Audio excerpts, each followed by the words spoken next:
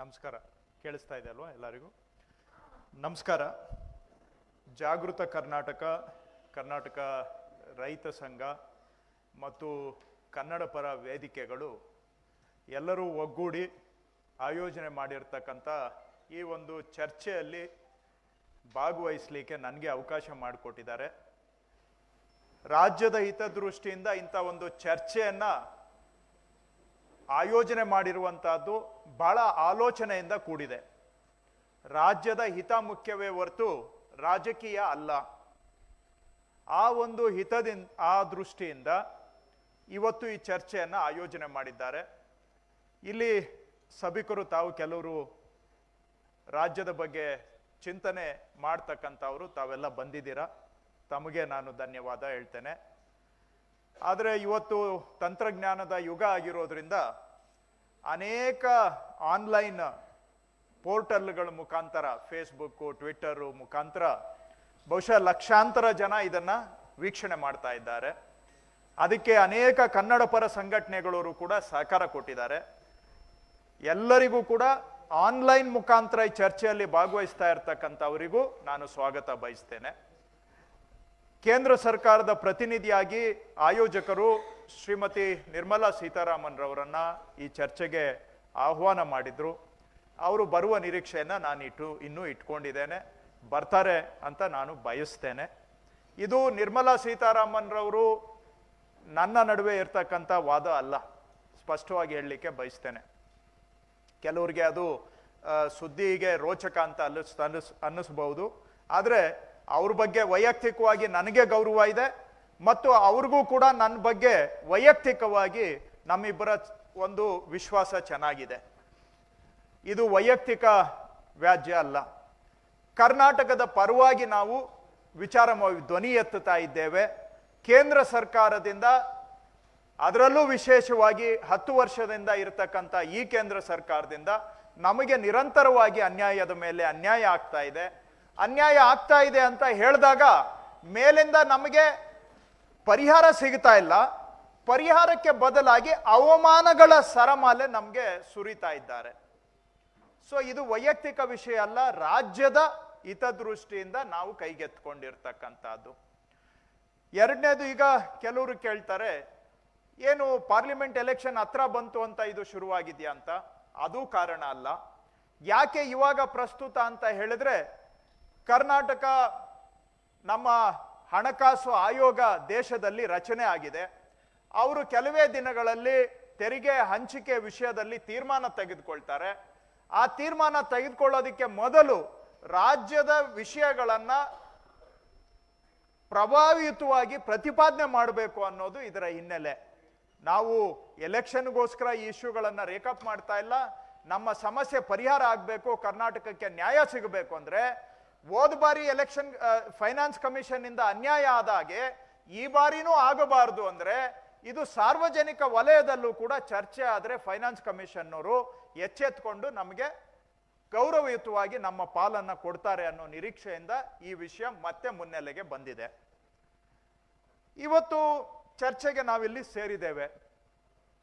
ಭಾರತದಲ್ಲಿ ಒಂದು 2200 ವರ್ಷಗಳ ಹಿಂದೆ ಗಣ ಪರಿಷತ್ತುಗಳು ಇದ್ದುವು ಅಂತ ಹೇಳ್ತಾರೆ.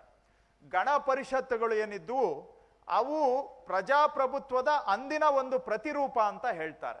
ಗಣ ಪರಿಷತ್ ಪ್ರಪಂಚದಲ್ಲಿ ನಾವು ನೋಡಿದಾಗ ಪಾಶ್ಚಿಮಾತ್ಯ ಸಂಸ್ಕೃತಿಯಲ್ಲಿ ಏಥೆನ್ಸ್ ಅಲ್ಲಿ ಪ್ರಜಾಪ್ರಭುತ್ವ ಹುಟ್ಟಿದ್ದು ಅಂತ ಹೇಳ್ತಾರೆ. 2500 ವರ್ಷಗಳ ಹಿಂದೆ ಏಥೆನ್ಸ್ ಅಲ್ಲಿ ಪ್ರಜಾಪ್ರಭುತ್ವ ಇತ್ತು ಅಂತ. ಅಲ್ಲಿನ ಪ್ರಜಾಪ್ರಭುತ್ವದ ಸಾರಾಂಶ ಏನು ಅಂದ್ರೆ, ಯಾವುದೇ ವಿಷಯ ಬರಲಿ ಸಾರ್ವಜನಿಕವಾಗಿ ವಿಚಾರ ವಿನಿಮಯ ಆಗಬೇಕು, ಚರ್ಚೆ ಆಗಬೇಕು. ನಿಮ್ಮದು ಯಾವುದೇ ಒಂದು ವಿಷಯಕ್ಕೆ ಪರ ಇರ್ಬೋದು, ವಿರೋಧ ಇರ್ಬೋದು, ಅಥವಾ ಆ ವಿಷಯದ ಬಗ್ಗೆ ಮತ್ತೊಂದೇ ವಾದ ಇರ್ಬೋದು. ಒಟ್ಟಾರೆ ಎಲ್ಲ ಜನಗಳನ್ನ ಸೇರಿಸಿ ಜನಗಳ ಮುಂದೆ ಚರ್ಚೆ ಆಗಬೇಕು. ಆ ಚರ್ಚೆ ಆಧಾರದ ಮೇಲೆ ಸತ್ಯಾಂಶ ಏನು ಅನ್ನೋದು ಜನಗಳು ತೀರ್ಮಾನಕ್ಕೆ ಬರಬೇಕು. ಆವಾಗ ಜನ ಆ ತೀರ್ಮಾನದ ಆಧಾರದ ಮೇಲೆ ಜನಗಳು ಅವರ ಆಯ್ಕೆಯನ್ನ ಮಾಡಬೇಕು. ಇದು ಏಥೆನ್ಸ್ ಡೆಮಾಕ್ರಸಿಯ ಸಾರಾಂಶ. ಪಬ್ಲಿಕ್ ಫೋರಂ ಅಲ್ಲಿ ಇದು ಚರ್ಚೆ ಆಗಬೇಕು ಅನ್ನುವಂಥದ್ದು. ಆ ಒಂದು ಉದ್ದೇಶದಿಂದ ಇವತ್ತು ಚರ್ಚೆ ಆಯೋಜನೆ ಮಾಡಿದ್ದಾರೆ ಅಂತ ನಾನು ಅನ್ಕೊಂಡಿದ್ದೇನೆ. ಯಾಕೆ ಅಂದ್ರೆ ನಾವು ಎಲ್ಲೋ ಹೊರಗಡೆ ಹಿಟ್ ಅಂಡ್ ರನ್ ಮಾಡೋದ್ರಿಂದ ಸಾರ್ವಜನಿಕರಿಗೆ ಗೊಂದಲ ಜಾಸ್ತಿ ಆಗತ್ತೆ. ನಾವೊಂದು ಹೇಳ್ತೀವಿ, ಅವರೊಂದು ಹೇಳ್ತಾರೆ, ಮತ್ತೊಬ್ರು ಮತ್ತೊಂದು ಹೇಳ್ತಾರೆ. ಮಾಧ್ಯಮದವರು ಅನೇಕ ಬಾರಿ ಕೇಳ್ತಾರೆ ನನಗೆ, ಯಾವುದನ್ನ ನಂಬಬೇಕು ಸ್ವಾಮಿ ಅಂತ. ಅದಕ್ಕೆ ನಾನು ಇವತ್ತು ಯಾಕೆ ಈ ಚರ್ಚೆಗೆ ಆಹ್ವಾನವನ್ನ ಸ್ವೀಕಾರ ಮಾಡಿ ಬಂದಿದ್ದೇನೆ ಅಂತ ಹೇಳಿದ್ರೆ, ಜನಕ್ಕೆ ವಾಸ್ತವ ಗೊತ್ತಾಗಬೇಕು. ಜನಕ್ಕೆ ವಾಸ್ತವ ಯಾವಾಗ ಗೊತ್ತಾಗುತ್ತೆ? ನಾವು ಎದುರು ಬದುರಿಗೆ ನಮ್ಮ ವಿಚಾರಗಳನ್ನ ಒಪ್ಪಿಗೆ ಅಥವಾ ಒಪ್ಪದೇ ಇರುವಂತಹದ್ದು ಎದುರು ಬದುರಿಗೆ ಚರ್ಚೆ ಆದ್ರೆ ಆವಾಗ ಜನಕ್ಕೆ ಸತ್ಯಾಂಶ ಏನು ಅನ್ನೋದು ಗೊತ್ತಾಗುತ್ತೆ. ಪ್ರಜಾಪ್ರಭುತ್ವದಲ್ಲಿ ಸತ್ಯಾಂಶ ಏನು ಅಂತ ಜನಕ್ಕೆ ಗೊತ್ತಾದ್ರೆ ಅವ್ರ ತೀರ್ಮಾನವನ್ನ ಅವ್ರು ಮಾಡ್ತಾರೆ. ಆ ಕಾರಣದಿಂದ ಇವತ್ತು ಈ ಚರ್ಚೆಗೆ ಒಪ್ಪಿ ನಾನು ಬಂದಿರತಕ್ಕಂಥದ್ದು ಏನಂದ್ರೆ, ಸತ್ಯಾಂಶ ಏನು ಅನ್ನೋದು ಜನಗಳಿಗೆ ಗೊತ್ತಾಗಬೇಕು. ಈ ಕಾರಣದಿಂದ ಈ ಚರ್ಚೆಯನ್ನ ನಾನು ಆಹ್ವಾನವನ್ನ ಸ್ವೀಕರಿಸಿ ಬಂದಿದ್ದೇನೆ. ಈಗ ಇಷ್ಟು ಪ್ರಾಸ್ತಾವಿಕವಾಗಿ ಹೇಳ್ತಾ ಇನ್ನು ನಾನು ನೆಕ್ಸ್ಟ್ ವಿಷಯಕ್ಕೆ ಬರ್ತೇನೆ.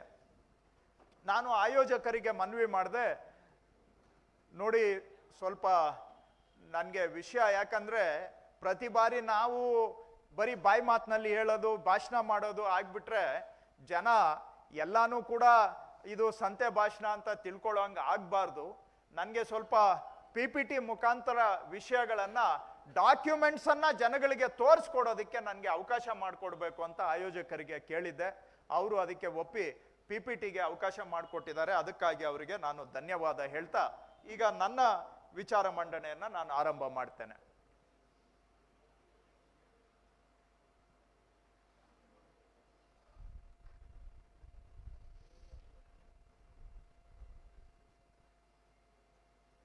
ಎಲ್ಲಿ ಪಾಯಿಂಟ್ ಮಾಡಬೇಕಿದನ್ನ ಆನ್ ಮಾಡಿದ್ದೇನೆ.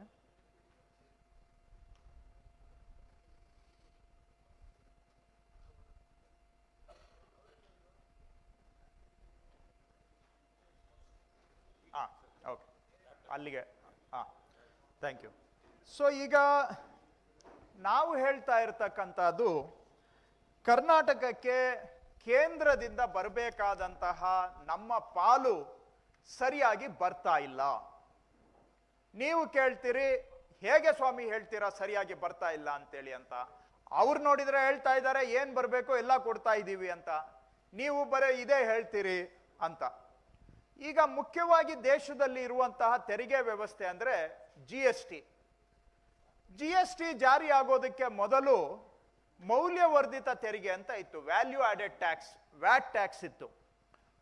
ವ್ಯಾಟ್ ಟ್ಯಾಕ್ಸ್ ಇದ್ದಾಗ ವ್ಯಾಟ್ ಎಷ್ಟು ಹಾಕಬೇಕು, ಎಷ್ಟು ಕಮ್ಮಿ ಮಾಡಬೇಕು, ಎಲ್ಲ ಸ್ವಾಯತ್ತತೆ ನಮ್ಮ ರಾಜ್ಯಕ್ಕೆ ಇರ್ತಾ ಇತ್ತು. ಆದ್ರೆ GST ಬಂದ ಮೇಲೆ ನಮಗೆ ಸ್ವಾಯತ್ತತೆ ಇಲ್ಲ, ನಾವು GST ಕೌನ್ಸಿಲ್ ಅಲ್ಲೇ ತೀರ್ಮಾನ ಮಾಡಬೇಕು. ಸ್ವಾಯತ್ತತೆ ಹೋಯ್ತು, ಇರ್ಲಿ. ವ್ಯಾಟ್ ಇದ್ದಾಗ ನಮ್ಮ ರಾಜ್ಯದಲ್ಲಿ ಪ್ರತಿ ವರ್ಷ ನಮ್ದು ತೆರಿಗೆ ಬೆಳವಣಿಗೆ ಎಷ್ಟಪ್ಪ ಆಯ್ತು ಅಂದ್ರೆ 15% ಗ್ರೋತ್ ರೇಟ್ ಇತ್ತು. GST ಬರೋದಕ್ಕೆ ಮೊದಲು ಕರ್ನಾಟಕದಲ್ಲಿ ವ್ಯಾಟ್ ಟ್ಯಾಕ್ಸ್ ನಾವೇ ಅಡ್ಮಿನಿಸ್ಟ್ರೇಷನ್ ಮಾಡುವಾಗ ಪ್ರತಿ ವರ್ಷದಿಂದ ವರ್ಷಕ್ಕೆ 15% ಟ್ಯಾಕ್ಸ್ ಗ್ರೋತ್ ಇರ್ತಾ ಇತ್ತು. ಸೊ ಪ್ರತಿ ವರ್ಷ ನಮ್ದು 15% ಟ್ಯಾಕ್ಸ್ ಬೆಳೀತಾ ಇತ್ತು.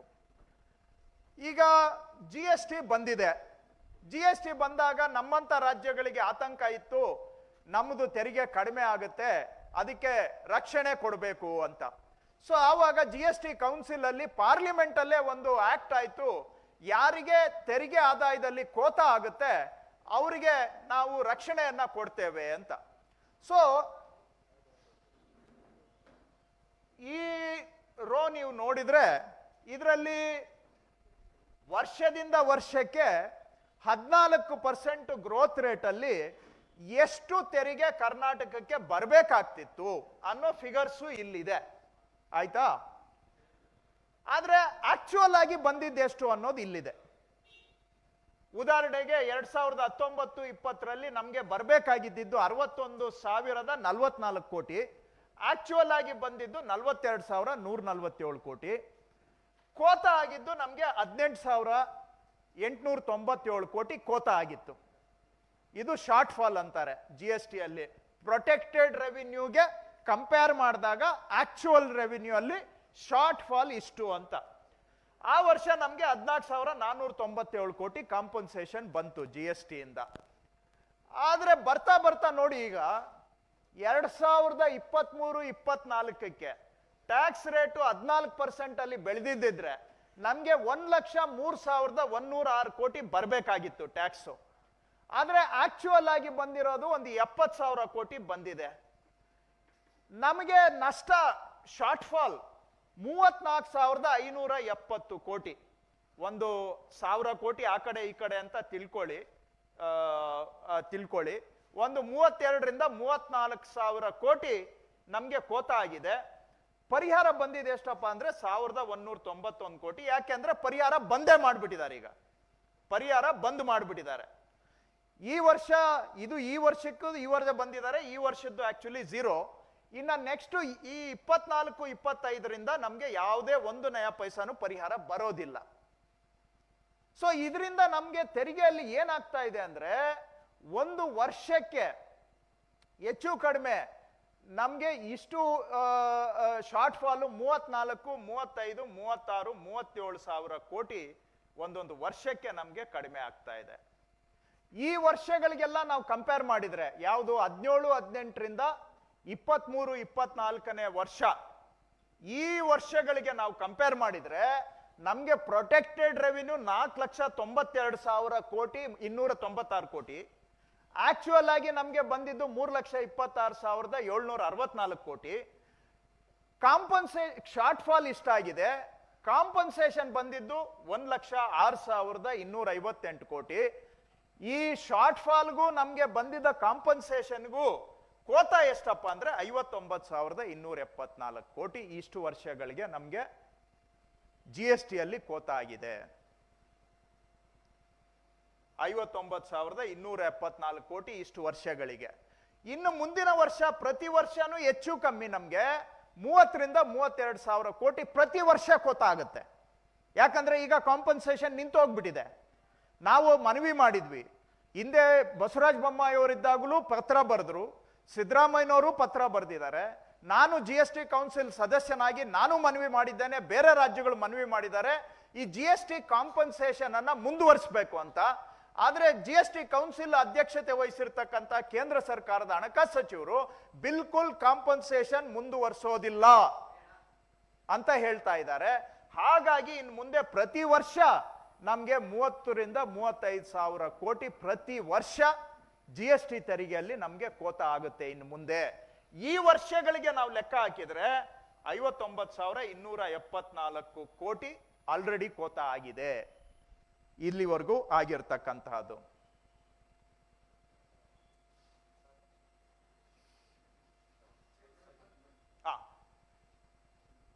ಇನ್ನ ನೆಕ್ಸ್ಟ್ ಬರ್ತಕ್ಕಂಥದ್ದು ನಮ್ಗೆ ಇದು GST ಅಲ್ಲಿ ಆಗ್ತಾ ಇರೋದು ಕೋತ ಎಷ್ಟಪ್ಪ ಅಂದ್ರೆ ಒಂದು ವರ್ಷಕ್ಕೆ 30,000-35,000.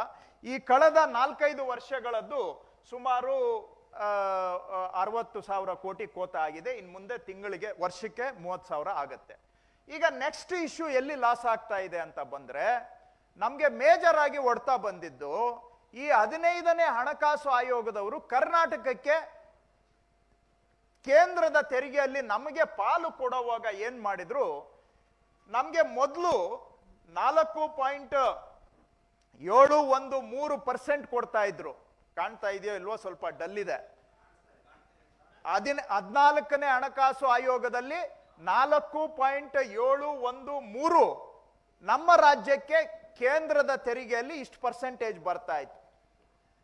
ಈ ಮೋದಿ ಸಾಹೇಬರು ರಚನೆ ಮಾಡಿದಂತ 15ನೇ ಹಣಕಾಸು ಆಯೋಗ ಏನ್ ಮಾಡ್ತು, ಅದನ್ನ 3.617ಕ್ಕೆ ಇಳಿಸಿದ್ದಾರೆ. ಇದು ಎಷ್ಟು ಪರ್ಸೆಂಟೇಜ್ ಕಟ್ ಆಯ್ತು ಅಂದ್ರೆ 23% ಕಟ್ ಆಯ್ತು ನಮ್ಗೆ. ನೀವ್ ಅನ್ಕೋಬಹುದು ಬರೀ 1% ಕಮ್ಮಿ ಮಾಡೋರು ಇವ್ರೇನ್ ಬಾಯಿ ಹೊಡ್ಕೋತಾ ಇದ್ದಾರೆ ಅಂತ. ಈ 1% ಪರಿಣಾಮ ಎಷ್ಟು ಅಂದ್ರೆ, ವರ್ಷ ನಮ್ಗೆ ಕೇಂದ್ರದಲ್ಲಿ ತೆರಿಗೆಯಲ್ಲಿ ನಮ್ಮ ಪಾಲು 23% ಕಟ್ ಆಯ್ತು. ಬೇರೆ ಎಲ್ಲಾ ರಾಜ್ಯಗಳಿಗೆ ನಿಮ್ಗೆ ಹೋಲಿಕೆ ಹಾಕಿದೀನಿ, ಅದು ಕ್ಲಿಯರ್ ಇರ್ಲಿ. ಇವೆಲ್ಲ ಯಾರ್ಯಾರಿಗೆ ಜಾಸ್ತಿ ಆಗಿದೆ ಅಂತ ಇಲ್ಲಿ ಹಾಕಿದೀವಿ. ಮಹಾರಾಷ್ಟ್ರ ಜಾಸ್ತಿ ಆಯ್ತು, ರಾಜಸ್ಥಾನ್ ಜಾಸ್ತಿ ಆಯ್ತು, ಗುಜರಾತ್ ಜಾಸ್ತಿ ಆಯ್ತು.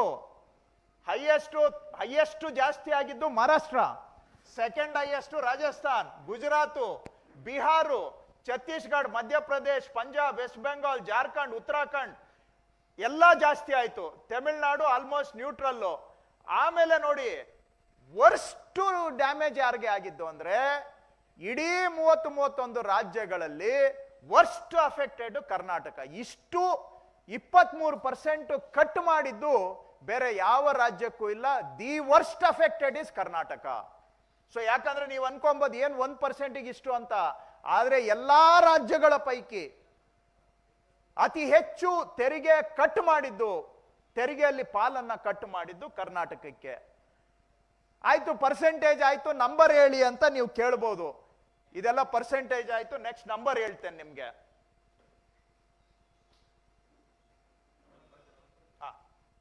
ಇಲ್ಲ, ಸ್ವಲ್ಪ ಇದು ಅಡ್ಜಸ್ಟ್ ಆಗೋವರೆಗೂ ನನಗೂ ಅದಕ್ಕೆ ಸ್ವಲ್ಪ ಇಲ್ಲ ಹಿಂದಕ್ಕೆ ಹೋಗಿ. ಇದು ಕರ್ನಾಟಕಕ್ಕೆ ಪಾಯಿಂಟರ್ ಇದೆಯಾ? ಇದರಲ್ಲಿದೆ.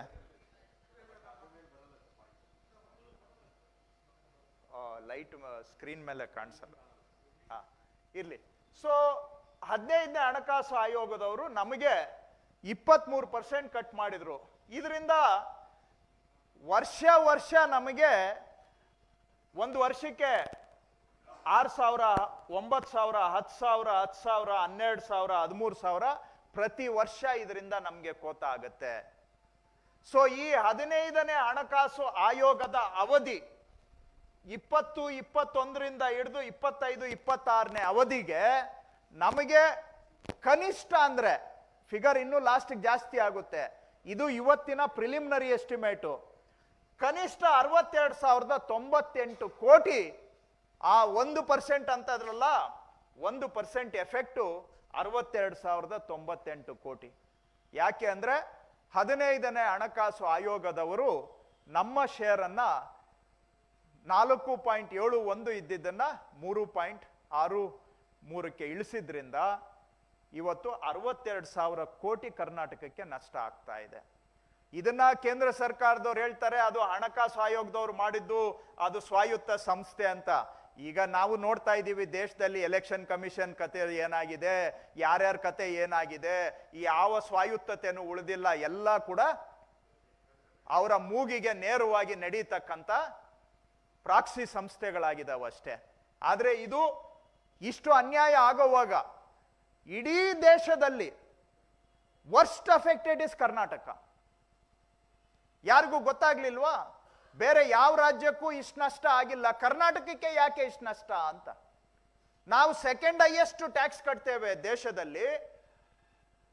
ಆ ದೇಶಕ್ಕೆ ನಾವು ಸೆಕೆಂಡ್ ಹೈಯೆಸ್ಟ್ ಟ್ಯಾಕ್ಸ್ ಕಟ್ಟಿದ್ದಕ್ಕೆ ನಮಗೆ ರಿಟರ್ನ್ ಗಿಫ್ಟ್ ಏನಪ್ಪಾ ಅಂದ್ರೆ ನಮ್ಮ ಟ್ಯಾಕ್ಸ್ ಅಲ್ಲಿ ನಮಗೆ ಬರುವಂತ ಪಾಲ್ನಲ್ಲಿ ಹೈಯೆಸ್ಟ್ ಕಟ್ ಮಾಡಿದ್ದೆ ನಮಗೆ ರಿಟರ್ನ್ ಗಿಫ್ಟ್. ಸೊ ಇದು ನಮಗೆ ಆಗ್ತಾ ಇರತಕ್ಕಂಥ 2ನೇ ತೊಂದರೆ.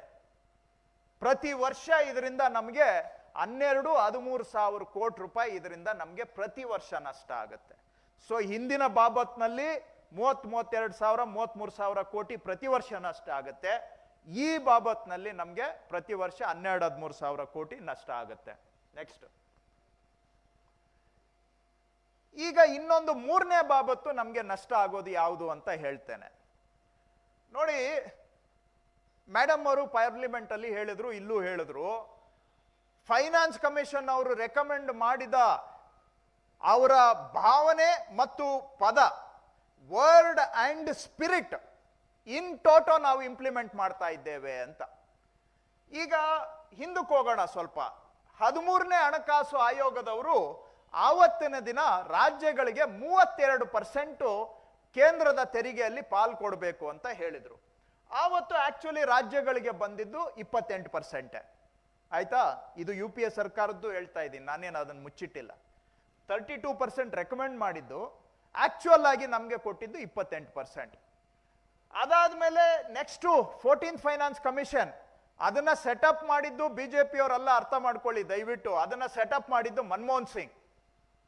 YV ರೆಡ್ಡಿಯವರ ಅಧ್ಯಕ್ಷತೆಯಲ್ಲಿದ್ದಂತ 14ನೇ ಹಣಕಾಸು ಆಯೋಗ ಯಾರು ರಾಜ್ಯಗಳ ಪಾಲನ್ನ 32% ಇಂದ 42%ಗೆ ಏರಿಸಿದ್ರು, ಅದನ್ನ ಸೆಟಪ್ ಮಾಡಿದ್ದು ಮನಮೋಹನ್ ಸಿಂಗ್ ರವರು, ನಾಟ್ ಬಿಜೆಪಿ ಗವರ್ಮೆಂಟ್ ಅಲ್ಲ. ಈ ರೆಕಮೆಂಡೇಶನ್ ಸಬ್ಮಿಟ್ ಆದಾಗ ಬಿಜೆಪಿ ಗವರ್ಮೆಂಟ್ ಬಂದಿತ್ತು. ಆವಾಗ ವೈ ವಿ ರೆಡ್ಡಿ ಅವರು ಇನ್ನೂ ಫೈನಾನ್ಸ್ ಕಮಿಷನ್ ಅಧ್ಯಕ್ಷರಾಗಿದ್ರು. ರಿಪೋರ್ಟ್ ಸಬ್ಮಿಟ್ ಆಗಬೇಕಾಗಿತ್ತು. ಪ್ರೈಮ್ ಮಿನಿಸ್ಟರ್ ಆಫೀಸಲ್ಲಿ ಸುಬ್ರಹ್ಮಣ್ಯಂ ಅಂತ ಒಬ್ರು ಜಾಯಿಂಟ್ ಸೆಕ್ರೆಟರಿ ಇದ್ರು. ಆ ಸುಬ್ರಹ್ಮಣ್ಯಂ ಅನ್ನ ವೈ ವಿ ರೆಡ್ಡಿ ಹತ್ರ ಕಳಿಸ್ಕೊಟ್ರು ಪ್ರಧಾನ ಮಂತ್ರಿಗಳು. ಏನಂತ ಹೇಳಿದ್ರೆ, ಇದು 42% ರೆಕಮೆಂಡ್ ಮಾಡಬಾರ್ದು, ಇದನ್ನ 32% ಅಲ್ಲೇ ಇಡಬೇಕು ಅಂತ ಸಂಧಾನಕ್ಕೆ ಕಳಿಸ್ಕೊಟ್ರು. ಅರ್ಥ ಆಗ್ತಾ ಇದೆಯಲ್ವೋ ನಿಮ್ಗೆ ನಾನು ಹೇಳೋದು? ಡೆವಲ್ಯೂಷನ್ ಜಾಸ್ತಿ ಮಾಡಿದೀವಿ ನಾವು ಅಂತ ಪಾರ್ಲಿಮೆಂಟ್ ಅಲ್ಲಿ ಭಾಷಣ ಮಾಡಿದಂತ ಪ್ರಧಾನ ಮಂತ್ರಿಗಳು ಸುಬ್ರಹ್ಮಣ್ಯ ಅಂತ ಅನ್ನುವಂತಹ ಅವರ ಜಾಯಿಂಟ್ ಸೆಕ್ರೆಟರಿಯನ್ನ ವೈ ವಿ ರೆಡ್ಡಿ ಹತ್ರ ಕಳಿಸ್ಕೊಟ್ರು. ಏನಕ್ಕೆ? ಇದನ್ನ 42 ಮಾಡಬೇಡಿ ರೆಕಮೆಂಡೇಶನ್, ಇದನ್ನ 32ಗೆ ಇಡಿ, ಹೋಗ್ಲಿ 32 ಆಗ್ಲಿಲ್ಲ ಅಂದ್ರೆ 35ಗೆ ಕ್ಲೋಸ್ ಮಾಡಿಬಿಡಿ, ದಯವಿಟ್ಟು 42 ಮಾಡಬೇಡಿ, ರಾಜ್ಯಗಳಿಗೆ ಇಷ್ಟು ಪಾಲು ಕೊಡಬೇಡಿ. ಯಾಕೆ ಅಂದ್ರೆ ಫೈನಾನ್ಸ್ ಕಮಿಷನ್ ರೆಕಮೆಂಡ್ ಮಾಡಿದ್ರೆ ಒಂದು ಬಾರಿ ಎರಡೇ ಮಾರ್ಗ ಕೇಂದ್ರ ಸರ್ಕಾರಕ್ಕಿರೋದು. ಒಂದು, ಯಥಾವತ್ತಾಗಿ ಅದನ್ನ ಅಕ್ಸೆಪ್ಟ್ ಮಾಡಬೇಕು, ಇಲ್ಲ ಅಂತ ಹೇಳಿದ್ರೆ ರಿಜೆಕ್ಟ್ ಮಾಡಿ ಹೊಸ ಫೈನಾನ್ಸ್ ಕಮಿಷನ್ ಸೆಟಪ್ ಮಾಡಬೇಕು. ಹೊಸ ಫೈನಾನ್ಸ್ ಕಮಿಷನ್ ಇದು ಸ್ಟೇಟ್ ಪರವಾಗಿ ಬಂದಿದ್ರಿಂದ ಅದನ್ನ ರಿಜೆಕ್ಟ್ ಮಾಡೋದು ಕಷ್ಟ ಆಗ್ತಾ ಇತ್ತು. ಅದಕ್ಕೆ ಸಂಧಾನಕ್ಕೆ ಕಳಿಸಿದ್ರು. But there is no scope for negotiation with the finance commission. ನಾವು ಅವ್ರ ಮುಂದೆ ನಮ್ಮ ವಾದ ಹೇಳ್ಬಹುದು, ಆದ್ರೆ ಅವರ ರೆಕಮೆಂಡೇಶನ್ ಜೊತೆಗೆ ನಾವು ತರ್ಕ ಮಾಡೋದಕ್ಕೆ ಅವಕಾಶ ಇಲ್ಲ. ಆದ್ರೆ ಕೊನೆಗೆ ವೈ ವಿ ರೆಡ್ಡಿ ಹೇಳಿದ್ರು, ಇದು ಸುಬ್ರಹ್ಮಣ್ಯ ಅವರು ಹೇಳಿದ್ದನ್ನ ನಾನು ಕೋಟ್ ಮಾಡ್ತಾ ಇದ್ದೇನೆ. ರಿಪೋರ್ಟರ್ಸ್ ಗಿಲ್ಡ್ನವರು ಸುಬ್ರಹ್ಮಣ್ಯಂ ಅವರ ಮಾತನ್ನ ಪಬ್ಲಿಷ್ ಮಾಡಿದ್ದಾರೆ, ಬೇಕಾದ್ರೆ ಅದನ್ನ ಕಾಪಿ ಕೊಡ್ತಾ ಇದ್ದೇನೆ. ನಾನು ಹಿಟ್ ಅಂಡ್ ರನ್ ಗಿರಾಕಿ ಅಲ್ಲ. ಸುಬ್ರಹ್ಮಣ್ಯಂ ಅವರು ಒಂದು ಕಾನ್ಫರೆನ್ಸ್ ಅಲ್ಲಿ ಹೇಳಿದ್ದನ್ನ ರಿಪೋರ್ಟರ್ಸ್ ಗಿಲ್ಡ್ನವರು ಅದನ್ನ ರಿಪೋರ್ಟ್ ಮಾಡಿದ್ದಾರೆ. ಅದಕ್ಕೆ ವೈ ವಿ ರೆಡ್ಡಿ ಅವರು ಉತ್ತರ ಕೊಟ್ಟರು, ಅಪ್ಪ, go tell your boss I am going to recommend 42%, you can do what you want ಅಂತೇಳಿ ವೈ ವಿ ರೆಡ್ಡಿ ಅವರು, ಯಾವ ವೈ ವಿ ರೆಡ್ಡಿ? ಮನಮೋಹನ್ ಸಿಂಗು ಅಧ್ಯಕ್ಷರಾಗಿ ನೇಮಕ ಮಾಡಿದಂತ Y V Reddy stood firm and said, because Y V Reddy ಅವರು ಸೌತ್ ಇಂಡಿಯಾದವರು, ಸುಬ್ರಹ್ಮಣ್ಯಂ ಸೌತ್ ಇಂಡಿಯಾದವರು. ಸೊ ಆ ಭಾಷೆಯಲ್ಲಿ, ಅಪ್ಪ, go tell your boss I am going to recommend, you can do what you want ಅಂತೇಳಿ ಗೋ ಟೆಲ್ ಹಿಮ್ ಅಂತ ಹೇಳಿ ಕಳಿಸಿದ್ರು ಸುಬ್ರಹ್ಮಣ್ಯಂಗೆ. ಹಾಗಾಗಿ 42% ರೆಕಮೆಂಡೇಶನ್ ಆಯಿತು. ಓಕೆ, ಈಗ ವಾಪಸ್ ಈ ಸ್ಲೈಡ್ಗೆ ಬರ್ತೇನೆ. ಇಷ್ಟೊತ್ತು ಅದು ಇದರ ಸ್ವಲ್ಪ ಬ್ಯಾಕ್ಗ್ರೌಂಡ್ ಹೇಳಿದೆ. ಇಲ್ಲಿ 32% ಇತ್ತು, 28 ಮಾತ್ರ ಬಂದಿತ್ತು. ಇಲ್ಲಿ 42 ಇದ್ದಿದ್ದು ಆಕ್ಚುಲಿ ಕೊಟ್ಟಿದೆ ಎಷ್ಟಂದ್ರೆ 35. 42 ಕೊಡ್ಲಿಲ್ಲ ರಾಜ್ಯಗಳಿಗೆ. ಯಾಕೆ ಅಂತ ಹೇಳ್ತೇನೆ. ಅದಾದ್ಮೇಲೆ ನೆಕ್ಸ್ಟ್ ಈಗ 41% ಇದೆ. 41%ಗೆ ಆಕ್ಚುಲಿ ಕೊಟ್ಟಿರೋದು ಎಷ್ಟಪ್ಪ ಅಂತ ಹೇಳಿದ್ರೆ 30% ಅಷ್ಟೇ ರಾಜ್ಯಗಳಿಗೆ ಬಂದಿರೋದು. ಈಗ 13th ಫೈನಾನ್ಸ್ ಕಮಿಷನ್ ಅಲ್ಲಿ 32 ರೆಕಮೆಂಡ್ ಮಾಡಿದ್ದು, ರಾಜ್ಯಗಳಿಗೆ ಕೊಟ್ಟಿದ್ದು 28, 4% ಕಮ್ಮಿ. 14th ಫೈನಾನ್ಸ್ ಅಲ್ಲಿ 42 ರೆಕಮೆಂಡ್ ಮಾಡಿದ್ರು, ಆಕ್ಚುಲಿ ರಾಜ್ಯಗಳಿಗೆ ಬಂದಿದ್ದು 35% ಅಷ್ಟೇ. 15th ಫೈನಾನ್ಸ್ ಕಮಿಷನ್ ಅಲ್ಲಿ 41 ರೆಕಮೆಂಡ್ ಮಾಡಿದ್ರು, ಆದ್ರೆ ಆಕ್ಚುಯಲ್ ಆಗಿ ರಾಜ್ಯಗಳಿಗೆ ಬಂದಿದ್ದು ಬರೀ 30%. ನೀವ್ ಹೇಳ್ಬಹುದು ಇದನ್ನ ಕೇಂದ್ರ ಸರ್ಕಾರ ಒಪ್ಪೋದೇ ಇಲ್ಲ, ನೀವು ಹಿಂಗೆ ಹೇಳ್ತಾ ಇದ್ದೀರಿ ಅಂತ. ಇದಕ್ಕೂ ಕೂಡ ಒಂದು ತಿರುಮಂತ್ರ ಇದೆ. ಹೇಗೆ ತಿರುಮಂತ್ರ ಅನ್ನೋದನ್ನ ನೆಕ್ಸ್ಟ್ ಸ್ಲೈಡ್ ನಲ್ಲಿ ಹೇಳ್ತೇನೆ. ಸೆಸ್ಸು ಸರ್ಚಾರ್ಜ್ ಅಂತ ಒಂದು ಪ್ರಾವಿಷನ್ ಇದೆ. ಕೇಂದ್ರ ಸರ್ಕಾರ ಸೆಸ್ಸು ಸರ್ಚಾರ್ಜ್ ಅನ್ನ ಹಾಕಬಹುದು. ಇದು ಸಂವಿಧಾನ ಬಂದಾಗಿಂದನೂ ಕೂಡ ಸೆಸ್ಸು ಸರ್ಚಾರ್ಜ್ಗೆ ಪ್ರಾವಿಷನ್ ಇದೆ. ಈ ಸೆಸ್ಸು ಸರ್ಚಾರ್ಜು ಕೂಡ ಇದರಲ್ಲೂ ರಾಜ್ಯಗಳಿಗೆ ಪಾಲು ಕೊಡಬೇಕಾಗಿತ್ತು. ಆದ್ರೆ 2000 ಇಸ್ವಿಯಲ್ಲಿ ಆವತ್ತು ಬಿಜೆಪಿ ಸರ್ಕಾರ ಏನ್ ಮಾಡ್ತು, ಈ ಸೆಸ್ಸು ಸರ್ಚಾರ್ಜ್ಗಳಲ್ಲಿ ರಾಜ್ಯಕ್ಕೆ ಪಾಲು ಕೊಡೋ ಆಗಿಲ್ಲ ಅಂತ ಹೇಳ್ಬಿಟ್ಟು ಸಂವಿಧಾನಕ್ಕೆ ಒಂದು ತಿದ್ದುಪಡಿ ಮಾಡಿಬಿಟ್ಟು ರಾಜ್ಯಗಳಿಗೆ ಅದರ ಪಾಲಿನಲ್ಲಿ ಕಿತ್ತಾಕ್ಬಿಟ್ರು. ಅದು 2000 ಇಸ್ವಿಯಲ್ಲಿ ಮಾಡಿದ್ರು. ಅದಾದಾಗಿಂದನೂ ಕೂಡ ಏನ್ ಮಾಡ್ತಾ ಇದ್ದಾವೆ, ಸೆಂಟ್ರಲ್ ಗೌರ್ಮೆಂಟ್ಗಳು ಕೆಲವು ಅದು ಇದು ಅಂತ ಸ್ಪೆಷಲ್ ಪರ್ಪಸ್ ಸೆಸ್ಗಳನ್ನ ಹಾಕಿ ಆ ದುಡ್ಡು ಅವರೇ ಇಟ್ಕೊಳ್ತಾರೆ. ಆ ಸೆಸ್ನಲ್ಲಿ ರಾಜ್ಯಕ್ಕೆ ಪಾಲು ಬರೋದಿಲ್ಲ, ಅದು ಪೂರ್ತಿ ಸೆಂಟ್ರಲ್ ಗೌರ್ಮೆಂಟ್ ಅಲ್ಲೇ ಇಟ್ಕೋತಾರೆ. ಹಂಗ ಮಾಡಿ ಏನ್ ಮಾಡಿದ್ದಾರೆ, ಈಗ ಬರ್ತಾ ಬರ್ತಾ ಬರ್ತಾ ನೀವು ನೋಡಿದ್ರೆ ಸೆಸ್ಸು ಸರ್ಚಾರ್ಜು 17-18ನೇ ವರ್ಷದಲ್ಲಿ ಕೇಂದ್ರ ಸರ್ಕಾರಕ್ಕೆ ಬರ್ತಾ ಇದ್ದಿದ್ದು ಒಟ್ಟು ಆದಾಯ 2,18,553 ಕೋಟಿ ಇತ್ತು 17-18ರಲ್ಲಿ. ನೀವು ನೋಡ್ತಾ ಇದ್ರೆ ಈಗ 5,52,000 ಕೋಟಿ 789 ಕೋಟಿಗೆ ಬೆಳೆದಿದೆ. ಸೊ ಅವ್ರು ಏನ್ ಮಾಡ್ತಾ ಇದ್ದಾರೆ, ಪೆಟ್ರೋಲು ಡೀಸೆಲ್ ಮೇಲೆ ಆಗ್ತಾ ಇದ್ದಿದ್ದ ಟ್ಯಾಕ್ಸ್ ಅನ್ನ ಟ್ಯಾಕ್ಸ್ ಅನ್ನೋದ್ರ ಬದಲಿಗೆ ಅದನ್ನೇ ಸೆಸ್ಸು ಸರ್ಚಾರ್ಜ್ಗೆ ಕನ್ವರ್ಟ್ ಮಾಡಿದ್ರು. ಟ್ಯಾಕ್ಸ್ ಅಂತ ಹಾಕಿದ್ರೆ ಅದರಲ್ಲಿ ರಾಜ್ಯಕ್ಕೆ ಪಾಲ್ ಕೊಡ್ಬೇಕಾಗತ್ತೆ. ಗ್ರಾಹಕರಿಗೆ ಒಂದೇ rate, no difference. But tax ಅನ್ನೋದ್ರ ಬದಲಿಗೆ ಅದನ್ನ ಕ್ಲಾಸಿಫಿಕೇಶನ್ ಸೆಸ್ಸು ಅಂತ ಮಾಡಿಬಿಟ್ರೆ ಆವಾಗ ಗ್ರಾಹಕರು ಅಷ್ಟೇ ಕಟ್ತಾರೆ ಪೆಟ್ರೋಲ್ ರೇಟು ಡೀಸೆಲ್ ರೇಟು, ಆದರೆ ರಾಜ್ಯಗಳಿಗೆ 1 ಪೈಸಾ ಅದರಲ್ಲಿ ಪಾಲು ಬರೋದಿಲ್ಲ. ಹಾಗಾಗಿ ಇವ್ರು ಏನ್ ಮಾಡಿದ್ರು, 2016ರಿಂದ ಪೆಟ್ರೋಲು ಡೀಸೆಲ್ಲು ಇಂಥ ಸುಮಾರು ಐಟಮ್ಗಳ ಮೇಲೆ ಇದ್ದಿದ್ದ ಟ್ಯಾಕ್ಸ್ಗಳನ್ನೆಲ್ಲ ಸೆಸ್ಸು ಸರ್ಚಾರ್ಜ್ ಆಗಿ ಕನ್ವರ್ಟ್ ಮಾಡಿದ್ರು. ಇನ್ಕಮ್ ಟ್ಯಾಕ್ಸ್ ಅಲ್ಲೂ ಕೂಡ ಕೆಲವು ರೇಟ್ಗಳನ್ನ ಸೆಸ್ ಅಂತ ಕನ್ವರ್ಟ್ ಮಾಡ್ಬಿಟ್ರು. ಅದರಿಂದ ಏನಾಯ್ತು, ಈ ಸೆಸ್ಸು ಸರ್ಚಾರ್ಜು ಡಬಲ್ ಆಗಿ ಇವಾಗ ಈ ವರ್ಷ ಬರೋ ವರ್ಷ 5,90,000 ಕೋಟಿ ಬರುತ್ತೆ. ಅದರಲ್ಲಿ ಈ ಭಾಗದ ಈ ಅಮೌಂಟ್ ಅಲ್ಲಿ 1 ಪೈಸಾನು ಒಂದು ರಾಜ್ಯಕ್ಕೆ ಬರೋದಿಲ್ಲ. ಸೊ ಈ ಟ್ಯಾಕ್ಸು ಡೆವಲ್ಯೂಷನ್ ಫೈನಾನ್ಸ್ ಕಮಿಷನ್ ರೆಕಮೆಂಡೇಶನ್ಗೆ ನೀಟಾಗಿ ಒಂದು ತಿರುಮಂತ್ರ ಹಾಕಿ ಆ ದುಡ್ಡನ್ನ ಅವರೇ ಇಟ್ಕೊಳ್ಳೋ ತರ ಮಾಡಿ ಏನ್ ಮಾಡ್ತಾ ಇದ್ದಾರೆ, ಒಟ್ಟು ತೆರಿಗೆಯಲ್ಲಿ 41% ಕೊಡಬೇಕು ಅಂತ ಹೇಳಿದ್ರೆ ನಮಗೆ ಕೊಡ್ತಾ ಇರೋದು 30% ಅಷ್ಟೇ. ಇದರಿಂದ ಕರ್ನಾಟಕಕ್ಕೆ ಒಂದು ವರ್ಷಕ್ಕೆ 8,263 ಕೋಟಿ ನಷ್ಟ ಆಗ್ತಾ ಇದೆ. ಈ ಒಂದು ರೂಟ್ ಹುಡುಕೊಂಡಿರೋದ್ರಿಂದ, ವಾಮ ಮಾರ್ಗ ಹುಡುಕೊಂಡಿರೋದ್ರಿಂದ ನಮ್ಮ ರಾಜ್ಯಕ್ಕೆ 8,263 ಕೋಟಿ ನಷ್ಟ ಆಗ್ತಾ ಇದೆ. ಹಾಗೇನೆ ಈ 17-18ರಿಂದ 23-24ನೇ ಸಾಲಿಗೆ ತಗೊಂಡ್ರೆ ನಮಗೆ ಒಟ್ಟು ನಷ್ಟ ಆಗಿರೋದು 45,322 ಕೋಟಿ. ಇಷ್ಟು ನಮಗೆ ನಷ್ಟ ಆಗಿರ್ತಕ್ಕಂಥದ್ದು. ಒಟ್ಟು ಈ 14-15ರಿಂದ 23-24ನೇ ಅವಧಿಗೆ 14-15ನೇ ವರ್ಷದಿಂದ 23-24ನೇ ವರ್ಷದ ಮಧ್ಯ ಕಲೆಕ್ಟ್ ಆಗಿರೋ ಒಟ್ಟು ಸೆಸ್ಸು ಸರ್ಚಾರ್ಜ್ ಎಷ್ಟು ಅಂದ್ರೆ 34 ಲಕ್ಷ ಕೋಟಿ. ಇನ್ನೊಂದ್ಸತಿ ರಿಪೀಟ್ ಮಾಡ್ತೇನೆ, ಈ ಒಂದು 8-9 ವರ್ಷಗಳ ಅವಧಿಯಲ್ಲಿ ಸೆಂಟ್ರಲ್ ಗವರ್ಮೆಂಟ್ ಕಲೆಕ್ಟ್ ಮಾಡಿರೋ ಒಟ್ಟು ಸೆಸ್ಸು ಸರ್ಚಾರ್ಜು 34,626 ಕೋಟಿ. ಈ 34,626 ಕೋಟಿಯಲ್ಲಿ ಒಂದು ರಾಜ್ಯಕ್ಕೆ 1 ಪೈಸೆ ಬರೋದಿಲ್ಲ. ಇದು ಮೊದಲು ಇರಲಿಲ್ಲ ಅಂತಲ್ಲ, ಕಾಂಗ್ರೆಸ್ ಗವರ್ಮೆಂಟ್ ಇದ್ದಾಗಲೂ ಸೆಸ್ಸು ಸರ್ಚಾರ್ಜ್ ಇರ್ತಾ ಇತ್ತು. ಆದ್ರೆ ಕೇಂದ್ರ ಸರ್ಕಾರಕ್ಕೆ ಬರುವ ಒಟ್ಟು ತೆರಿಗೆ ಸಂಪನ್ಮೂಲದಲ್ಲಿ ಸೆಸ್ಸು ಸರ್ಚಾರ್ಜು ಹಿಂದೆ 8% ಇತ್ತು. ಆದ್ರೆ ಈ ಗವರ್ಮೆಂಟ್ ಬಂದ ಮೇಲೆ 20-22%ಗೆ ಹೋಗಿದೆ. ಸೊ ಅವ್ರು ಏನ್ ಮಾಡಿದ್ರು, ಟ್ಯಾಕ್ಸ್ಗಳನ್ನೆಲ್ಲ ಸೆಸ್ಸು ಸರ್ಚಾರ್ಜ್ಗೆ ಕನ್ವರ್ಟ್ ಮಾಡಿ ಅದನ್ನ ಅವರೇ ಇಟ್ಕೋತಾ ಇದ್ದಾರೆ, ಅದರಲ್ಲಿ ರಾಜ್ಯಗಳಿಗೆ ಪಾಲನ್ನ ತಪ್ಪಿಸ್ತಾ ಇದ್ದಾರೆ. ಇದರಿಂದ ಕರ್ನಾಟಕಕ್ಕೆ ಒಂದು ವರ್ಷಕ್ಕೆ 8,000-9,000 ಕೋಟಿ ನಷ್ಟ ಆಗ್ತಾ ಇದೆ. ಒಟ್ಟು ಇಲ್ಲಿವರೆಗೂ ಆಗಿರೋ ನಷ್ಟ 45,322 ಕೋಟಿ. ನೆಕ್ಸ್ಟ್,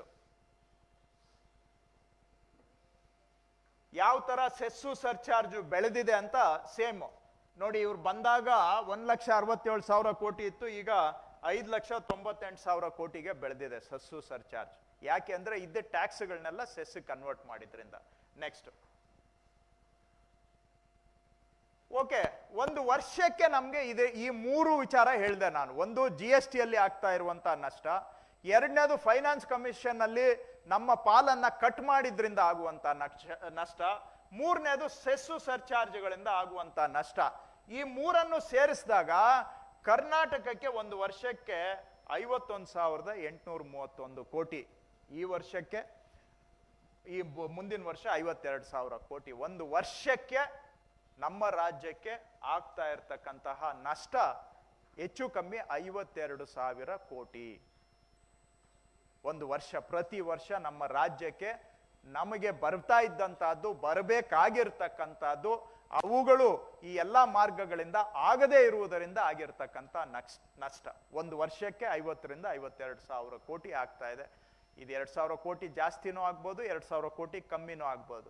ಯಾಕಂದ್ರೆ ನಾವು ಇದೊಂದು ಅಂದಾಜು ಆಗಿರೋದ್ರಿಂದ ಒಂದು 2,000 ಕೋಟಿ ಆಚೆ ಈಚೆ ತಗೊಂಡ್ರು ಕೂಡ ಏನು ತಪ್ಪು ಇಲ್ಲ. ನೆಕ್ಸ್ಟ್, ಇದನ್ನ ನಾವು ಈಗ ಆಲ್ರೆಡಿ ನಾನು ಈಗ 17, 18ರಿಂದ 23, 24ಕ್ಕೆ GST ಅಲ್ಲಿ ನಮಗೆ ಆಗಿರೋದು 57,796 ಕೋಟಿ ನಷ್ಟ. 15th ಫೈನಾನ್ಸ್ ಕಮಿಷನ್ ಅವರು ನಮ್ಮ ಶೇರನ್ನು ಕಟ್ ಮಾಡಿದ್ರಿಂದ ಆಗಿರೋ ನಷ್ಟ ಆ 15ನೇ ಹಣಕಾಸು ಆಯೋಗದ ಅವಧಿಗೆ 62,000 ಕೋಟಿ 795. ಹಾಗೆ ಸೆಸ್ಸು ಸರ್ಚಾರ್ಜ್ಗಳಿಂದ ಆಗಿರುವ ನಷ್ಟ. ಮತ್ತೆ ನೆಕ್ಸ್ಟ್ ಬರ್ತೇನೆ, ಸ್ಪೆಷಲ್ ಗ್ರಾಂಟ್ಸ್ ಕೊಟ್ಟಿದ್ರು ನಮಗೆ ಫೈನಾನ್ಸ್ ಕಮಿಷನ್ ಅವರು, ಅದನ್ನ ರಿಜೆಕ್ಟ್ ಮಾಡಿದ್ರಿಂದ 11,495 ಕೋಟಿ. ಇವೆಲ್ಲ ಸೇರಿಸಿದ್ರೆ ಒಟ್ಟು ಈ ಒಂದು 4-5 ವರ್ಷಗಳ ಅವಧಿಗೆ ನಮಗೆ ಆಗ್ತಾ ಇರುವಂತ ನಷ್ಟ 1,85,000 ಕೋಟಿ, 468 ಕೋಟಿ. ಇದು ಒಂದು ರಫ್ ಅಂದಾಜನ್ನ ನಾವು ಮಾಡಿರ್ತಕ್ಕಂಥದ್ದು. ಈ ಫಿಗರ್ ಬಗ್ಗೆ ಸ್ವಲ್ಪ 10% ಆಚೆ ಈಚೆ ಡಿಬೇಟ್ ಮಾಡ್ಬೋದು, ಬಟ್ 10% ವೇರಿಯೇಷನ್ ಅಷ್ಟೇ. ಅದಕ್ಕೆ ನಾನು ಒಪ್ಕೊಳ್ತೇನೆ, 10% ಜಾಸ್ತಿನೂ ಆಗ್ಬೋದು ಕಡಿಮೆನೂ ಆಗ್ಬೋದು, ಆದರೆ ಮೋರ್ ಆರ್ ಲೆಸ್ ಈ ಫಿಗರ್ಗೆ ಬರುತ್ತೆ. 1,85,000 crores ಅಷ್ಟು ನಮ್ಮ ರಾಜ್ಯಕ್ಕೆ ಆಗ್ತಾ ಇರ್ತಕ್ಕಂತಹ ನಷ್ಟ. ನೆಕ್ಸ್ಟ್, ಈಗ ಮೇಡಮ್ ಅವರು ಪದೇ ಪದೇ ಹೇಳ್ತಾ ಇದ್ದಾರೆ, ಆಮೇಲೆ ಬೇರೆ ಅವರ ಇವರು ತುತ್ತೂರಿ ಊದರು ಕೂಡ ಸುಮಾರು ಜನ ಅದನ್ನ ಹೇಳ್ತಾ ಇದ್ದಾರೆ. ಇದು 20-21ನೇ ವರ್ಷಕ್ಕೆ ಕೊಟ್ಟಿದ್ದಂತ ರಿಪೋರ್ಟು. ಇದು ಅವ್ರದ್ದು ಫೈನಲ್ ರಿಪೋರ್ಟು 21ರಿಂದ 26ನೇ ವರ್ಷಕ್ಕೆ ಕೊಟ್ಟಿರುವಂತಹದ್ದು. ಈ ರಿಪೋರ್ಟ್ನಲ್ಲಿ ನಮಗೆ 5,495 ಕೋಟಿ ಕೊಟ್ಟಿದ್ರು ರೆಕಮೆಂಡೇಶನ್, ಅದು ಇಲ್ಲಿಗೆ ಕ್ಯಾರಿ ಓವರ್ ಆಗಿಲ್ಲ ಅಂತ ಹೇಳ್ತಾ ಇದ್ದಾರೆ. ನಾನು ಇದನ್ನ ತಮಗೆ ಯಾಕೆ ತೋರಿಸ್ತಾ ಇದ್ದೀನಿ ಅಂತ ಹೇಳಿದ್ರೆ, ಸ್ವಲ್ಪ ದಯವಿಟ್ಟು ನೋಡಿ, ಇದರಲ್ಲಿ ಎಲ್ಲಾದ್ರೂ ಇದು ಸ್ಪಷ್ಟವಾಗಿ ಹೇಳುತ್ತೆ 20-21ನೇ ಸಾಲಿಗೆ ಅಂತ. This is the only report for 2021. ಆಯ್ತಾ? ಇಲ್ಲಿ ಏನಾದ್ರೂ 20-21 ಸೇರಿ 21ರಿಂದ 26 ಅಂತ ಏನಾದ್ರೂ ಇದೆಯಾ ಇದರಲ್ಲಿ? ಇಲ್ಲಿ ತಾವು ಗಮನಿಸಿ, ಇದು 21ನೇ ವರ್ಷದಿಂದ 26ನೇ ವರ್ಷಕ್ಕೆ ಕೊಟ್ಟಿರೋ ರಿಪೋರ್ಟ್.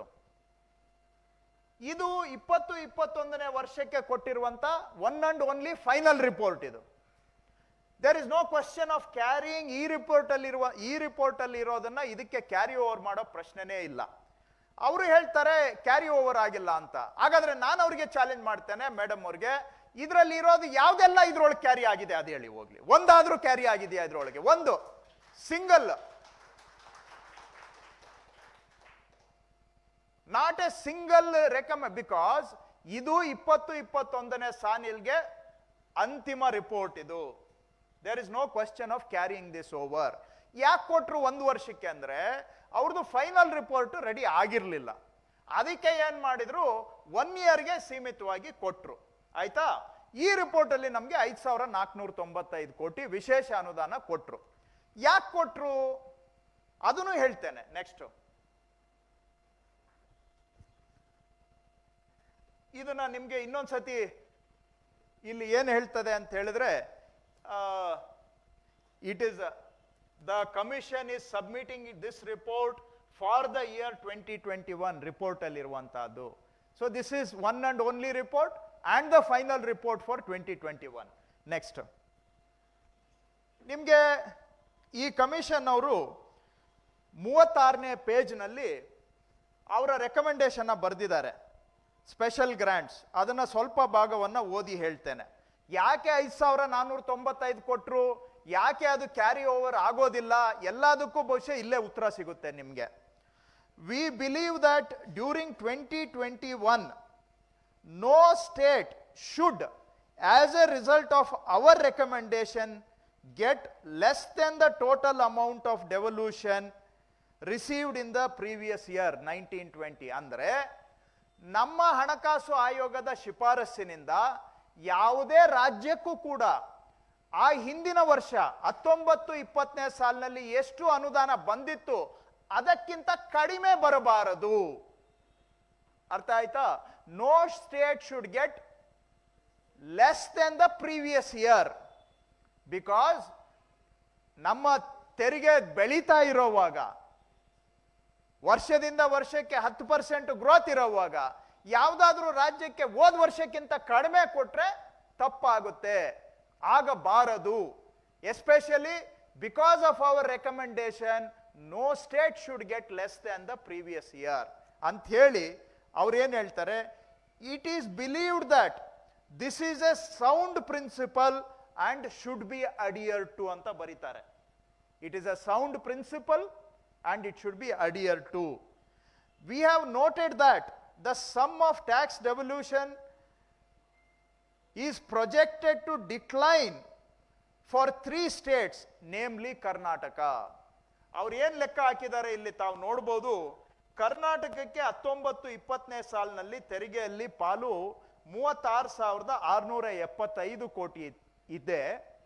ಆದರೆ ನಮ್ಮ ರೆಕಮೆಂಡೇಶನ್ ಇಂದ ಅವರ ಪಾಲು 31,180 ಕೋಟಿಗೆ ಇಳಿತಾ ಇದೆ ಬಿಕಾಸ್ ಆಫ್ ಅವರ್ ರೆಕಮೆಂಡೇಶನ್. ಆ ಗ್ಯಾಪ್ 5,495 ಕೋಟಿ ಇದೆ.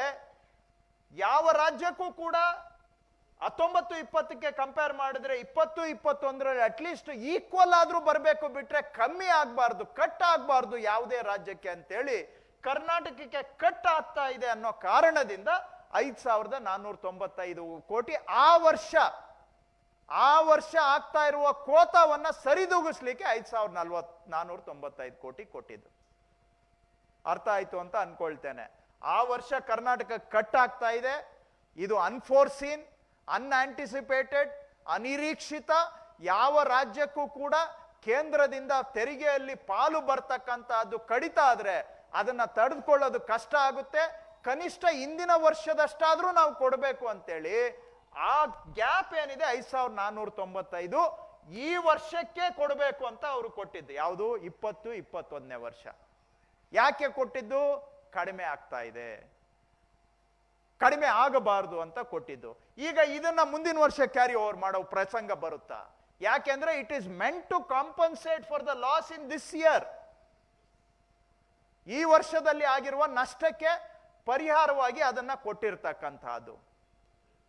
ಸೊ ಅವರು ಇದಕ್ಕೆ ಕೇಂದ್ರ ಸರ್ಕಾರದವ್ರು ಹೇಳ್ತಾರೆ ಇದು ಅನ್ಜಸ್ಟಿಫೈಡ್ ಪ್ರಿನ್ಸಿಪಲ್ ಅಂತ. ಏನ್ ಹೇಳ್ತಾರೆ? ಇದು ಅನ್ಜಸ್ಟಿಫೈಡ್ ಪ್ರಿನ್ಸಿಪಲ್. ಯಾವುದು ಅನ್ಜಸ್ಟಿಫೈಡ್ ಪ್ರಿನ್ಸಿಪಲ್? ಸಡನ್ ಆಗಿ ನಮ್ಗೆ ಬರ್ತಾ ಇದ್ದಿದ್ದ ದುಡ್ಡಲ್ಲಿ ನೀವು 23% ಕಟ್ ಮಾಡ್ತಾ ಇದ್ದೀರಿ. ಅದಕ್ಕೆ ಕಟ್ ಆಗಿದ್ದನ್ನ ಸ್ವಲ್ಪ ಒಂದು ಟ್ರಾನ್ಸಿಷನ್ ಇಯರ್ ಅಲ್ಲಿ ಸ್ವಲ್ಪ ಶಕ್ತಿ ತಡ್ಕೊಳ್ಳೋದಿಕ್ಕೆ ಒಂದು ಸ್ಪೆಷಲ್ ಗ್ರಾಂಟ್ ಅಂತ ಕೊಟ್ರೆ 23% ನಮ್ಮದು ಕಟ್ ಮಾಡಿದ್ದಲ್ಲ, ಆ ಟ್ರಾನ್ಸಿಷನ್ಗೆ ಸ್ವಲ್ಪ ಬಫರ್ ಆಗ್ಲಿ ಅಂತ 5,495 ಕೊಟ್ರೆ ಇಟ್ ಇಸ್ ಅನ್ಜಸ್ಟಿಫೈಡ್ ಅಂತ ಹೇಳ್ತಾರೆ ಸೆಂಟ್ರಲ್ ಗವರ್ಮೆಂಟ್ನವರು. ಈಗ ಮೇಡಮ್ ಹೇಳ್ತಾರೆ ಇದು ಕ್ಯಾರಿ ಓವರ್ ಆಗಿಲ್ಲ, ಫೈನಲ್ ರಿಪೋರ್ಟ್ಗೆ ಕ್ಯಾರಿ ಓವರ್ ಆಗಿಲ್ಲ ಅಂತ ಹೇಳ್ತಾರೆ. ನಿಮ್ಗೆ ನಾನೀಗ ತೋರಿಸ್ತೇನೆ. ಫೈನಾನ್ಸ್ ಕಮಿಷನ್ ಅವರು ಒಂದು ವರದಿಯನ್ನ ಕೊಟ್ರೆ ಇದ್ರ ಬಗ್ಗೆ ಆಕ್ಷನ್ ಟೇಕನ್ ರಿಪೋರ್ಟ್ ಅನ್ನ ಪಾರ್ಲಿಮೆಂಟ್ ಅಲ್ಲಿ ಪ್ಲೇಸ್ ಮಾಡಲೇಬೇಕು. ಇದು ಕಾನ್ಸ್ಟಿಟ್ಯೂಷನಲ್ ಆಬ್ಲಿಗೇಷನ್. ಅಲ್ಲಿ ಮೇಡಮ್ ಏನ್ ಹೇಳಿದ್ದಾರೆ ಅನ್ನೋದನ್ನ ನೆಕ್ಸ್ಟ್ ತೋರಿಸ್ತೇನೆ. ಬಹುಶಃ ಯಾಕೆ ಕ್ಯಾರಿ ಓವರ್ ಆಗ್ಲಿಲ್ಲ ಅನ್ನೋದಕ್ಕೂ ಅಲ್ಲೇ ಉತ್ತರ ಸಿಗುತ್ತೆ. ನೆಕ್ಸ್ಟ್ ಸ್ಲೈಡ್ ಹೋಗಿ. ಇದು ಫೈನಲ್ ರಿಪೋರ್ಟ್ ಅಲ್ಲಿ ನಮ್ಗೆ 6,000 ಕೋಟಿ ಕೊಟ್ಟಿದ್ದಾರೆ. ಅದು ಹೇಳ್ಬಿಡ್ತೇನೆ, ಹೇಳ್ಬಿಟ್ಟು ನೆಕ್ಸ್ಟ್ ಪಾಯಿಂಟ್ಗೆ ಬರ್ತೇನೆ. ಈ ರಿಪೋರ್ಟ್ ಅಲ್ಲಿ ನಮಗೆ ಕರ್ನಾಟಕಕ್ಕೆ ಪೇಜ್ ನಂಬರ್ 325ರಲ್ಲಿ 6,000 ಕೋಟಿ ಕರ್ನಾಟಕಕ್ಕೆ ಶಿಫಾರಸು ಮಾಡಿದ್ದಾರೆ ಸ್ಪೆಷಲ್ ಗ್ರಾಂಟ್. ಆಯ್ತು ಮೇಡಮ್, ಈಗ ಇದರಲ್ಲಿ ಇದ್ದಿದ್ದ 5,495 ಕೋಟಿ ಈ ರಿಪೋರ್ಟ್ಗೆ ಬರಲಿಲ್ಲ, ಒಪ್ಕೊಳ್ಳೋಣ. ಇದರಲ್ಲಿ 6,000 ಕೋಟಿ ಇದೆಯಲ್ಲ ಫೈನಲ್ ರಿಪೋರ್ಟ್ ಅಲ್ಲಿ, 6,000 ಕೋಟಿಯಲ್ಲಿ 6 ಪೈಸಾನಾದ್ರೂ ಕೊಟ್ಟಿದ್ದೀರಾ ತಾವು? ಇದಕ್ಕೇನು ನೆಪ ಹಾಗಾದ್ರೆ? ಇದು ಇದ್ರೊಳಗೆ ಕ್ಯಾರಿ ಓವರ್ ಆಗ್ಲಿಲ್ಲ ಅಂತ ವಾದ ಮಾಡ್ತೀರಿ, ಕರೆಕ್ಟ್. ಆದ್ರೆ ಇದರಲ್ಲಿ ಬೇರೆ 6,000 ಕೋಟಿ ಇದೆಯಲ್ಲ. ಈಗ 4 ವರ್ಷ ಆಯ್ತಲ್ಲ ಈ ರಿಪೋರ್ಟ್ ಸಬ್ಮಿಷನ್ ಆಗಿ. 4 ವರ್ಷದಲ್ಲಿ ನಮ್ಗೆ ಕೊಟ್ಟಿರೋ ಈ 6,000 ಕೋಟಿಯಲ್ಲಿ 6 ಪೈಸಾನೂ ಕೊಟ್ಟಿಲ್ವಲ್ಲ. ಇದಕ್ಕೆ ಬೇಕಾದಷ್ಟು ಲೆಟರ್ಗಳು ನಾವೆಲ್ಲ ಬರ್ದಿದೀವಲ್ಲ, ಇದನ್ನಾದ್ರೂ ಇಂಪ್ಲಿಮೆಂಟ್ ಮಾಡ್ಬೋದಾಗಿತ್ತಲ್ಲ. ಇದನ್ನೂ ಕಸ್ಕೊಂಡಿದ್ದೀರಲ್ಲ ಕರ್ನಾಟಕದಿಂದ. ಅದಕ್ಕೇನು ಉತ್ತರ? ಹಾಗಾದ್ರೆ ಇದನ್ನ ಕೇಳಿದ್ರೆ ಹೇಳ್ತಾರೆ ಫೈನಲ್ ರಿಪೋರ್ಟ್ ಅಲ್ಲಿ ಇಲ್ಲ. ಫೈನಲ್ ರಿಪೋರ್ಟ್ ಅಲ್ಲಿ ಬೇರೆ ಒಂದು 6,000 ಕೋಟಿ ಇದೆ, ಅದನ್ನ ಯಾಕೆ ಕೊಟ್ಟಿಲ್ಲ ಅಂದ್ರೆ ಅದಕ್ಕೆ ಉತ್ತರ ಇಲ್ಲ. ಒಟ್ಟಾರೆ ಉದ್ದೇಶ ಏನು ಅಂದ್ರೆ ಕರ್ನಾಟಕದಿಂದ ಕಸ್ದುಕೊಳ್ಬೇಕು. ಏನೋ ಒಂದು ಕಳ್ಳನ್ಗೊಂದು ಪಿಳ್ಳೆ ನೆವ ಅಂತ ಹೇಳ್ತಾರಲ್ಲ, ಹಂಗೆ ಇದನ್ನ ಕೇಳಿದ್ರೆ ಅದನ್ನ ನಮ್ಮ ಕೋಲಾರ ಹಳ್ಳಿ ಭಾಷೆಯಲ್ಲಿ ಹೇಳಿದ್ರೆ ಕೈ ಹಿಡಿದ್ರೆ ಕಾಲ್ಗೆ ಹಾಕ್ತಾರೆ, ಕಾಲ್ ಹಿಡಿದ್ರೆ ಕೈಗೆ ಹಾಕ್ತಾರೆ ಅಂತ. ಹಂಗೆ ಒಟ್ಟು ಏನೋ ಮಾಡಿ ಇಲ್ಲಿಂದ ಅಲ್ಲಿಗೆ, ಅಲ್ಲಿಂದ ಇಲ್ಲಿಗೆ ಆ ಲೆಕ್ಕ ಏನೋ ಲೆಕ್ಕ ಹೇಳ್ತಾರಲ್ಲ, ತಿಪ್ಪೆ ಸಾರಿಸೋದು, ಆ ತರ ಲೆಕ್ಕಗಳು ಹೇಳಿ ನಮ್ಮನ್ನ ಯಾಮಾರಿಸೋದು ಉದ್ದೇಶ ಅಷ್ಟೇ ಬಿಟ್ರೆ ಬೇರೆ ಏನೂ ಇಲ್ಲ. ಈಗ ನಿಜವಾಗಿ ಅವರ ಉದ್ದೇಶ ಏನು ಅನ್ನೋದನ್ನ ನೆಕ್ಸ್ಟ್ ಸ್ಲೈಡ್ ಅಲ್ಲಿ ನಿಮ್ಗೆ ತೋರಿಸ್ತೇನೆ. ಇದು ಪಾರ್ಲಿಮೆಂಟ್ ಅಲ್ಲಿ ಮೇಡಮ್ ಅವರು ಟೇಬಲ್ ಮಾಡಿರುವಂತ ರಿಪೋರ್ಟ್, ನಾನು ಹೇಳ್ತಾ ಇರುವಂತಹದ್ದಲ್ಲ. ನೆಕ್ಸ್ಟ್ ಸ್ಲೈಡ್ಗೆ ಹೋಗಿ. ಇದನ್ನ ತಾವು ಓದಿದ್ರೆ ನಮ್ಮ ಕರ್ನಾಟಕಕ್ಕೆ the commission has recommended special grants aggregating to 6,664 includes ಅದು ಕರ್ನಾಟಕ. ಅದಕ್ಕೆ ಇದು ರೆಕಮೆಂಡೇಶನ್ ಫೈನಾನ್ಸ್ ಕಮಿಷನ್ದು. ಅದಕ್ಕೆ ಸೆಂಟ್ರಲ್ ಗವರ್ಮೆಂಟ್ ಮೇಡಮ್ ಅವರ ಉತ್ತರ ಏನು ಅಂದ್ರೆ, finance commission will be ask to reconsider their recommendation.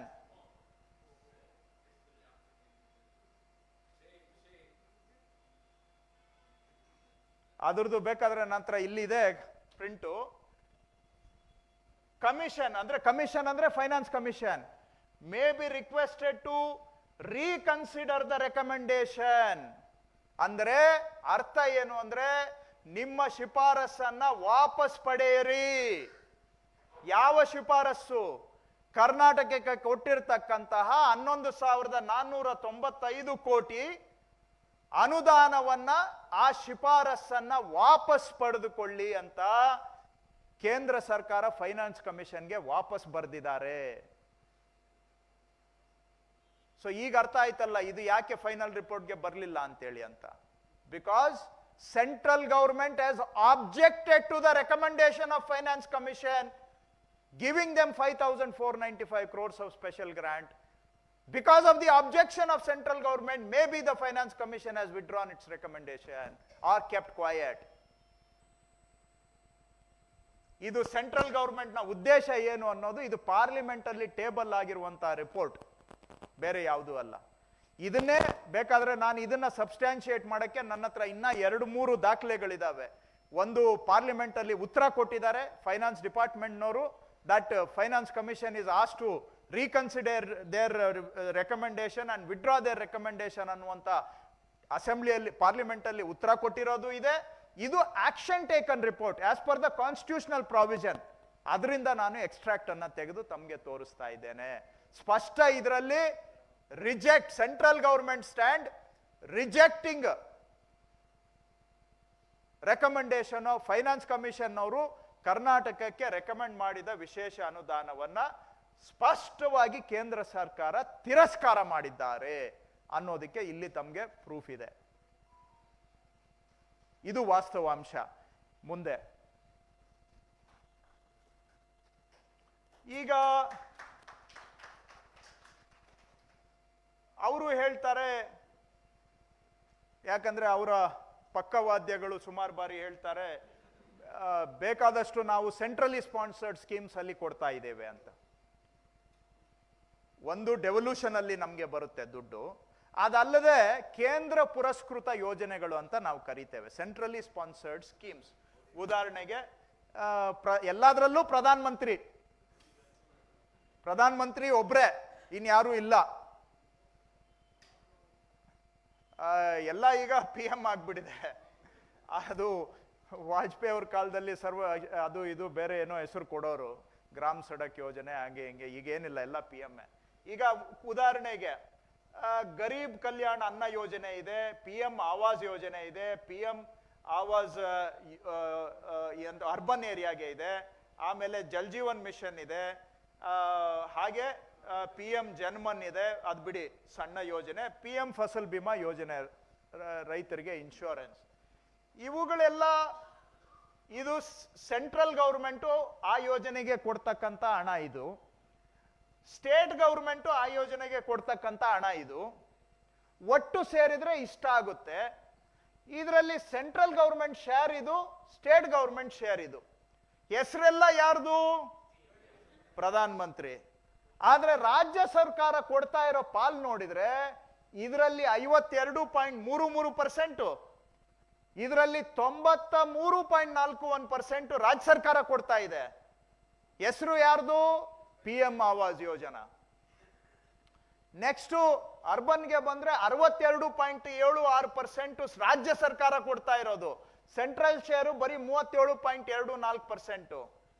ಹಾಗೆ ಇದಕ್ಕೆ ಬಂದ್ರೆ ಜಲ್ ಜೀವನ್ ಮಿಷನ್ ಅಲ್ಲೂ ಕೂಡ ಬಹಳ, ನಾವು ಇವತ್ತು ಮೇಡಮ್ ಅವರು ಮಾತಾಡ್ತಾ ಹೇಳಿದ್ದಾರೆ ಜಲ್ ಜೀವನ್ ಮಿಷನ್ ಅಲ್ಲಿ ಖರ್ಚಾಗ್ತಾ ಇಲ್ಲ ಅಂತ, ಅದರಲ್ಲೂ ಕೂಡ 58% ರಾಜ್ಯ ಕೊಡ್ತಾ ಇದೆ. ಹೆಸರು ಮಾತ್ರ ಸೆಂಟ್ರಲ್ಲು, ಆದ್ರೆ ಹಣ ನೋಡಿದ್ರೆ ರಾಜ್ಯ ಸರ್ಕಾರದ ಬಜೆಟ್ ಇಂದ ಹೋಗ್ತಾ ಇದೆ, ನಮ್ಮ ಬಜೆಟ್ ಇಂದ. ಹಾಗೆ PM ಜನ ಆರೋಗ್ಯ ಯೋಜನಾದಲ್ಲಿ 78% ರಾಜ್ಯ ಸರ್ಕಾರ ಕೊಡ್ತಾ ಇದೆ.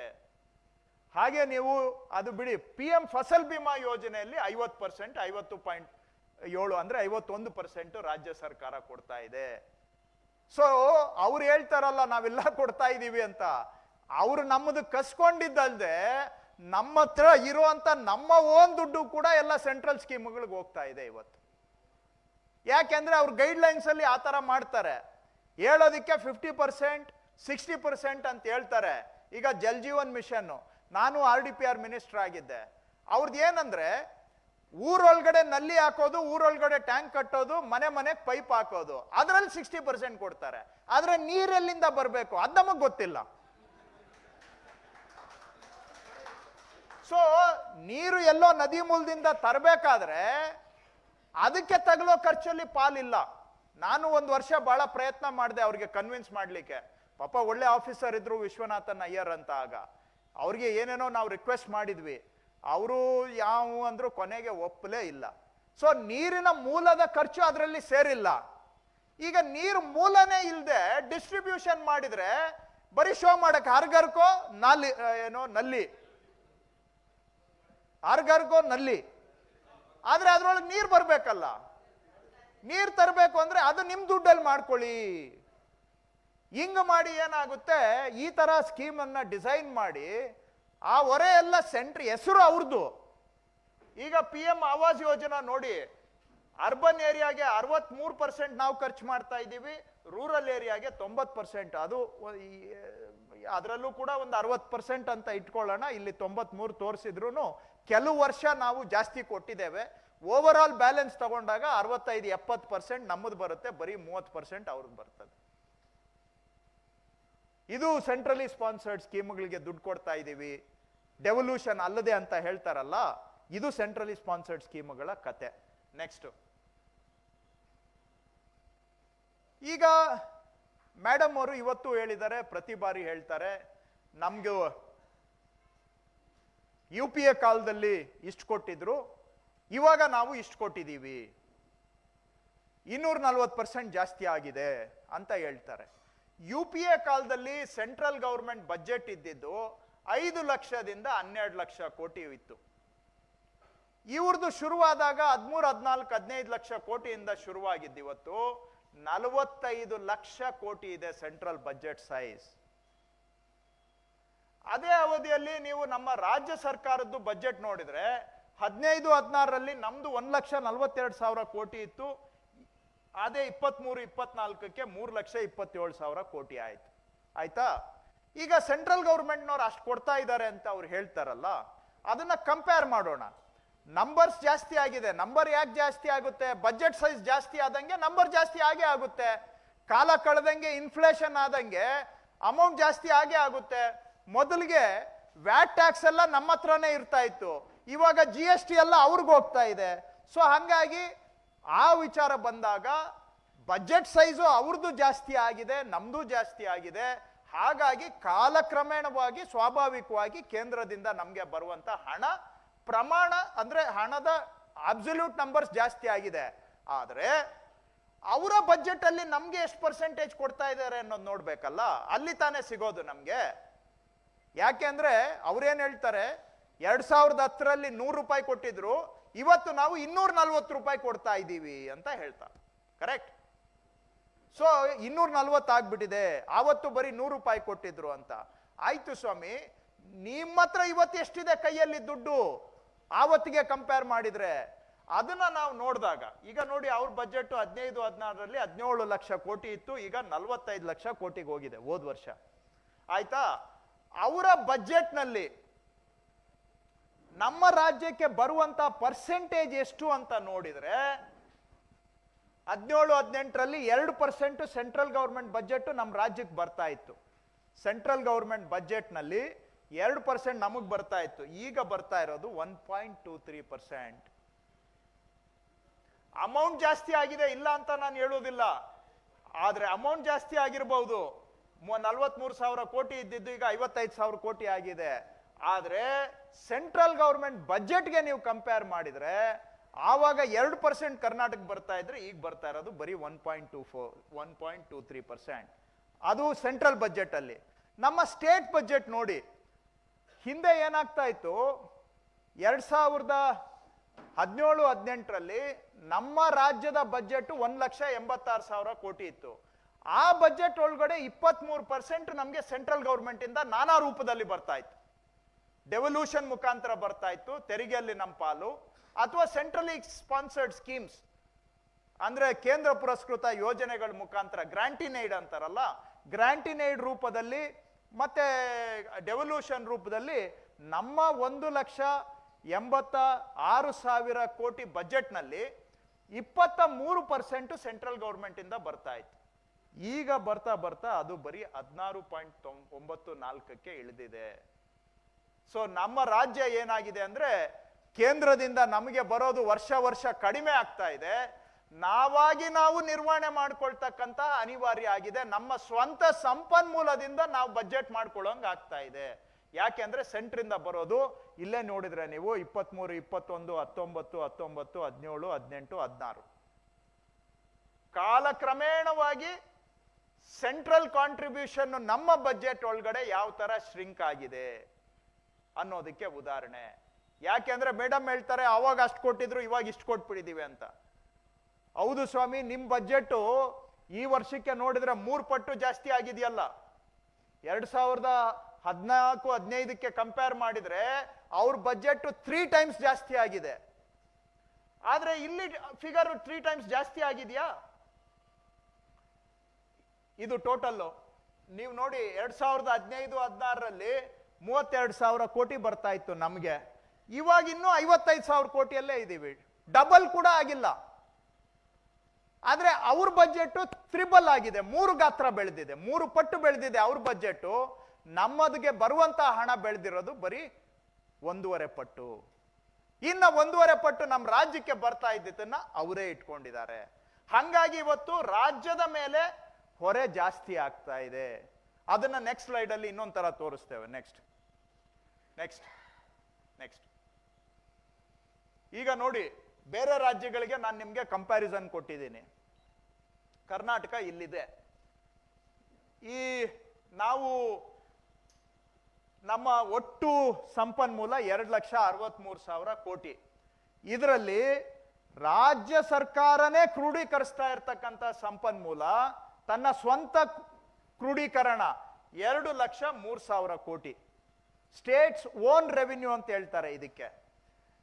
77% ನಮ್ಮ ಬಜೆಟ್ ನಮ್ಮ ಓನ್ ದುಡ್ಡಲ್ಲಿ ಬರ್ತಾ ಇದೆ. ಸೆಂಟ್ರಲ್ ಗವರ್ಮೆಂಟ್ ಇಂದ ನಮ್ಗೆ ಬರ್ತಾ ಇರೋದು ಬರೀ 23% ನಮ್ಮ ಬಜೆಟ್ ಅಲ್ಲಿ. ನೀವ್ ಹೇಳ್ಬೋದು ಇರ್ಬೋದು ಬಿಡ್ರಿ ಅಂತ, ಆದ್ರೆ ದಯವಿಟ್ಟು ಬೇರೆ ರಾಜ್ಯಗಳಿಗೆ ಕಂಪೇರ್ ಮಾಡಿ. ಸ್ವಲ್ಪ ಉತ್ತರ ಪ್ರದೇಶದಲ್ಲಿ ಅವರು ಸ್ವಂತ ಸಂಪನ್ಮೂಲ ಕ್ರೋಢೀಕರಣ 49%, ಸೆಂಟ್ರಲ್ ಗವರ್ಮೆಂಟ್ ಇಂದ ಅವರಿಗೆ ಬರೋದು 51%. So more than 50% of the UP budget money is coming from central government. ಹಾಗೆ ರಾಜಸ್ಥಾನ್ 43, ಬಿಹಾರ್ಗೆ ದಯವಿಟ್ಟು ನೋಡಿ 73% ಅವರ budget of their expenditure revenue receipts, 73% of their revenue receipts are coming from central government. ಹಾಗೆ ಬೇರೆ ರಾಜ್ಯಗಳದ್ದು ಕೂಡ ನಾನು ನಿಮಗೆ ತೋರಿಸಿದ್ದೇನೆ. ಸೊ ಇಡೀ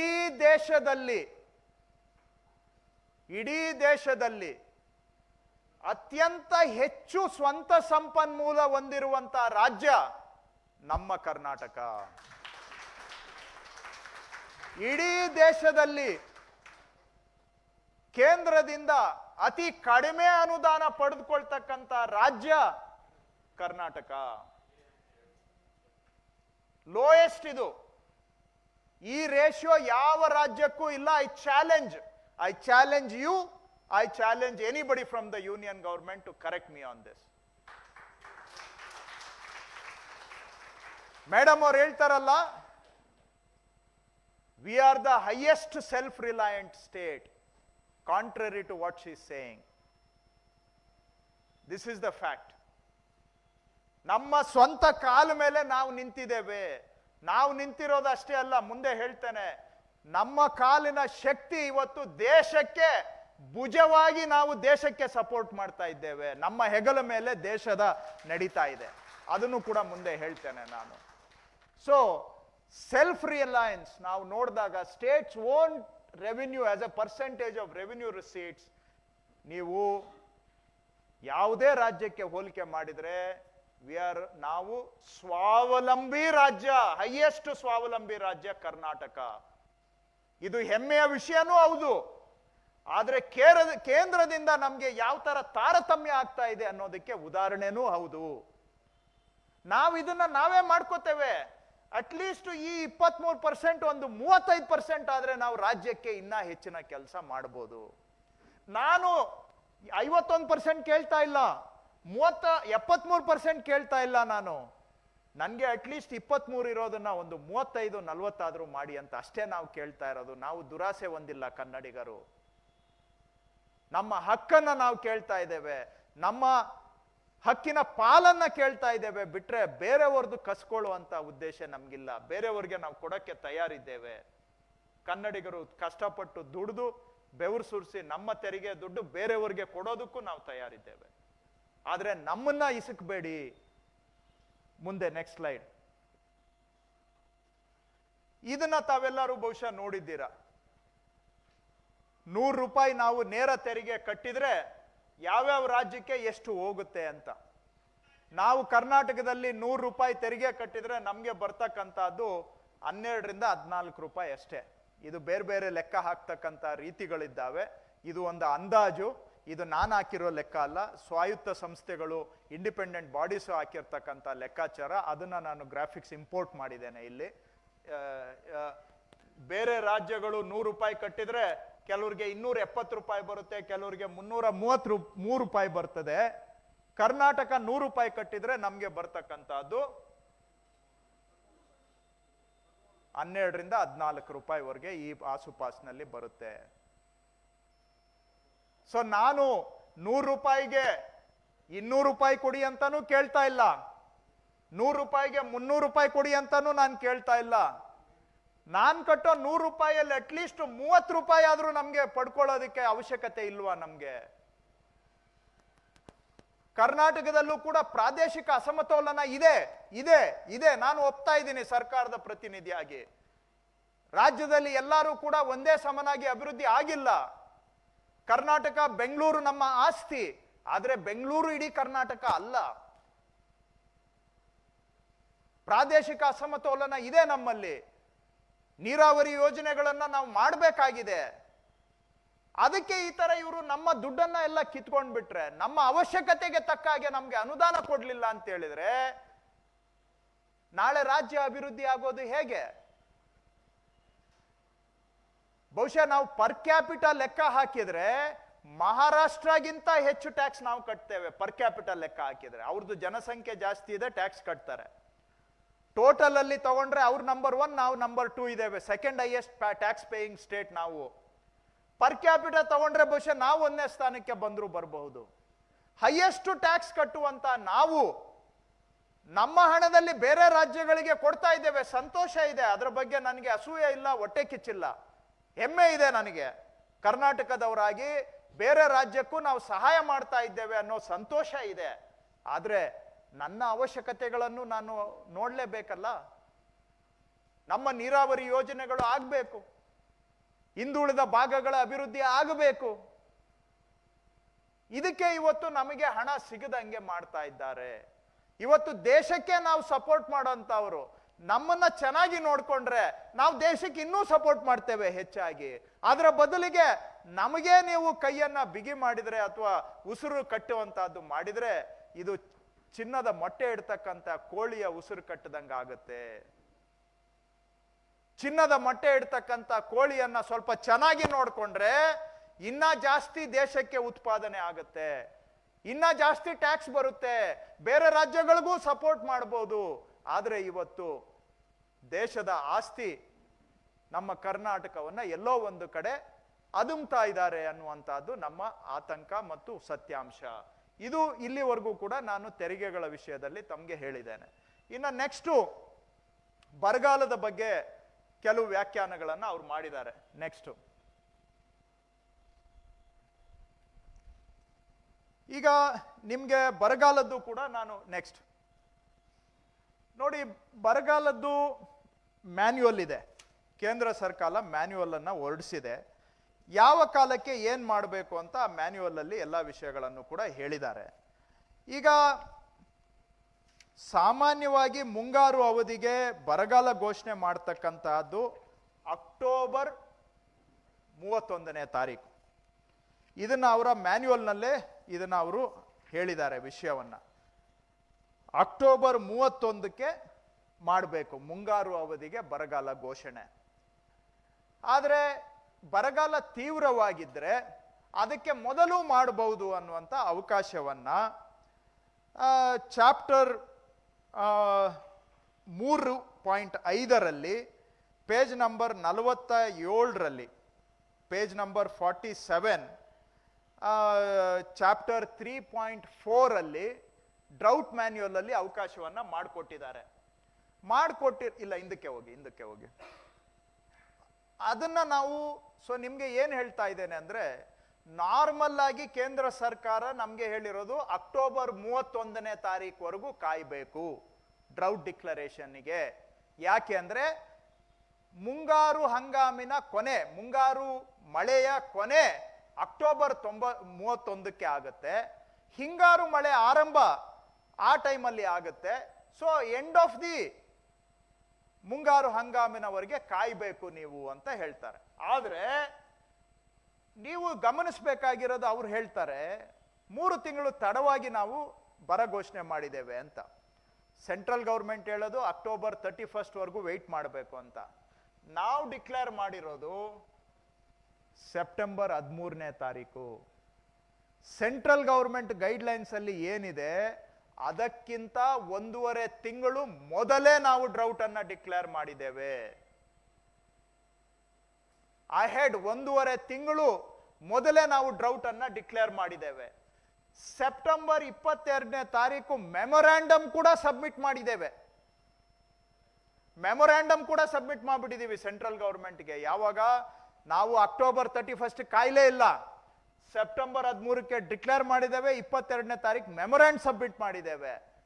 ಈಗ ಅವರು ಮಾನ್ಯ ಗೃಹ ಸಚಿವರು, ಇವತ್ತು ಮಾನ್ಯ ಹಣಕಾಸು ಸಚಿವರು ಹೇಳಿದ್ದಾರೆ, ಇವರು ಟೈಮ್ಗೆ ಸಬ್ಮಿಟ್ ಮಾಡಿದ್ದಿದ್ರೆ, ನನಗೆ ನಗು ಬರ್ತಾ ಇದೆ, ಟೈಮ್ಗೆ ಸಬ್ಮಿಟ್ ಮಾಡಿದ್ದಿದ್ರೆ ನಾವು ಕೇಂದ್ರ ಸರ್ಕಾರದಿಂದ ತಂಡವನ್ನ ಕಳಿಸ್ತಿದ್ವಿ, ಅವರು ಬಂದು ವೀಕ್ಷಣೆ ಮಾಡಿ ಶಿಫಾರಸ್ ಮಾಡ್ತಿದ್ರು ಅಂತ ಇವತ್ತು ಹೇಳಿದ್ದಾರೆ ಮೇಡಮ್. ಯಾರಾದ್ರೂ ಗಮನಿಸಿದ್ದೀರಾ ಈ ಪಾಯಿಂಟ್ ಅನ್ನ? ಈ ಪಾಯಿಂಟ್ ಸ್ಪೆಸಿಫಿಕಲಿ ಎಸ್, ಅಮಿತ್ ಶಾನು ಹೇಳಿದ್ದಾರೆ. ಮೇಡಮ್ ಇವತ್ತು ಇನ್ನೂ ಕ್ಲಿಯರ್ ಆಗಿ ಹೇಳಿದ್ದಾರೆ, it would have allowed us to send central team ಅಂತ. ಬಹುಶಃ ಮೇಡಮ್ಗೆ ಗೊತ್ತೇ ಇಲ್ಲ, ಅಕ್ಟೋಬರ್ 4ರಿಂದ 9ನೇ ತಾರೀಕಿಗೆ ಸೆಂಟ್ರಲ್ ಟೀಮ್ ಆಲ್ರೆಡಿ ಬಂದು ಹೋಗಿದೆ ಕರ್ನಾಟಕಕ್ಕೆ.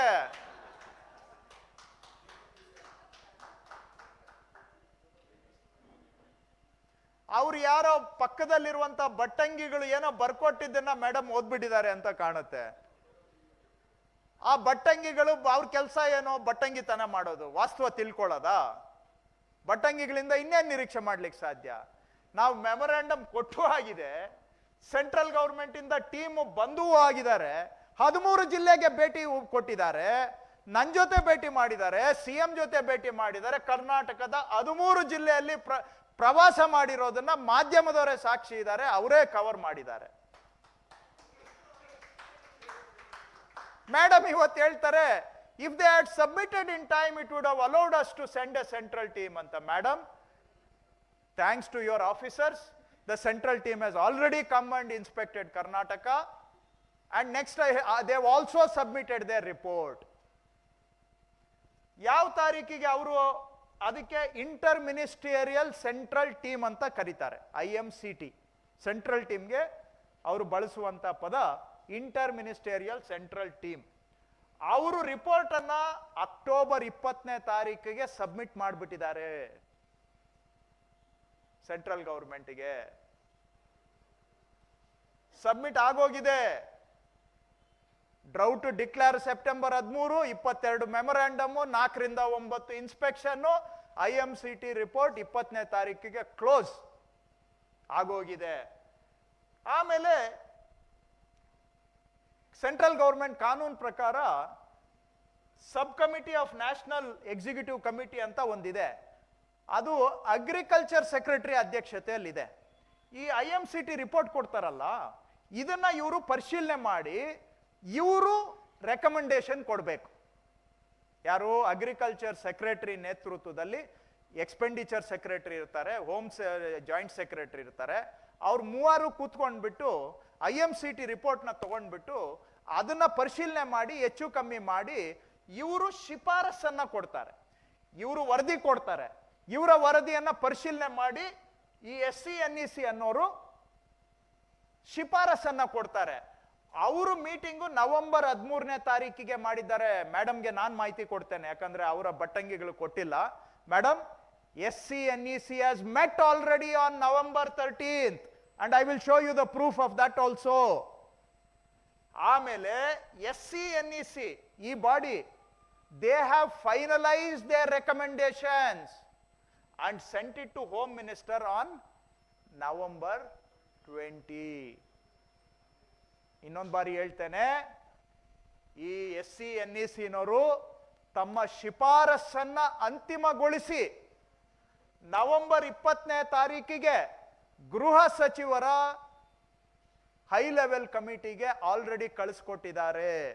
ಅದಕ್ಕೂ ನನ್ನ ಹತ್ರ ಪ್ರೂಫ್ ಇದೆ. ನೆಕ್ಸ್ಟ್, ಸೊ ಈ ಒಂದು ಟೇಬಲ್ ನಿಮ್ ಪಿಕ್ಚರ್ ಅಲ್ಲಿ ಇರಲಿ, ಇದಕ್ಕೆ ಪ್ರೂಫ್ ನೆಕ್ಸ್ಟ್ ತೋರಿಸ್ತೇನೆ. ನೆಕ್ಸ್ಟ್, ಈ ಟೈಮ್ ಲೈನ್ ಹೇಳ್ತಾರೆ ಇದರಲ್ಲಿ, ಡ್ರೌಟ್ ಮ್ಯಾನ್ಯುವಲ್ ಅಲ್ಲಿ ನಿಮ್ಗೆ ಕಾಣುತ್ತೋ ಇಲ್ವೋ, ಕಾಣ್ತಾ ಇದೆ. ಏನ್ ಹೇಳ್ತಾರೆ ಅಂದ್ರೆ, ಯಾವುದೇ ರಾಜ್ಯ ಬರ ಘೋಷಣೆ ಮಾಡಿದ್ಮೇಲೆ 1 ವಾರದ ಒಳಗಡೆ ಸೆಂಟ್ರಲ್ ಗವರ್ಮೆಂಟ್ಗೆ ಮೆಮೊರಾಂಡಮ್ ಕೊಡಬೇಕು ಅಂತ. ನಾವು 10 ದಿನದಲ್ಲಿ ಕೊಟ್ಟಿದ್ದೇವೆ. ಸೆಪ್ಟೆಂಬರ್ 13ಕ್ಕೆ ಡ್ರೌಟ್ ಡಿಕ್ಲೇರ್ ಮಾಡಿದ್ದೇವೆ. ಸೆಪ್ಟೆಂಬರ್ 22ನೇ ತಾರೀಕು 9ನೇ ದಿನಕ್ಕೆ ನಾವು ಮೆಮೊರಾಂಡಮ್ ಕೊಟ್ಟಿದ್ದೇವೆ. ಅದಾದ ಮೇಲೆ ದಿ IMCT ವಿಲ್ ಅಂದ್ರೆ ಇದು agriculture secretary, they will set up an inter ministerial central team within 1 week ಅಂತ ಹೇಳ್ತಾರೆ. And IMCT will visit and report to the consideration of central government within 7 days.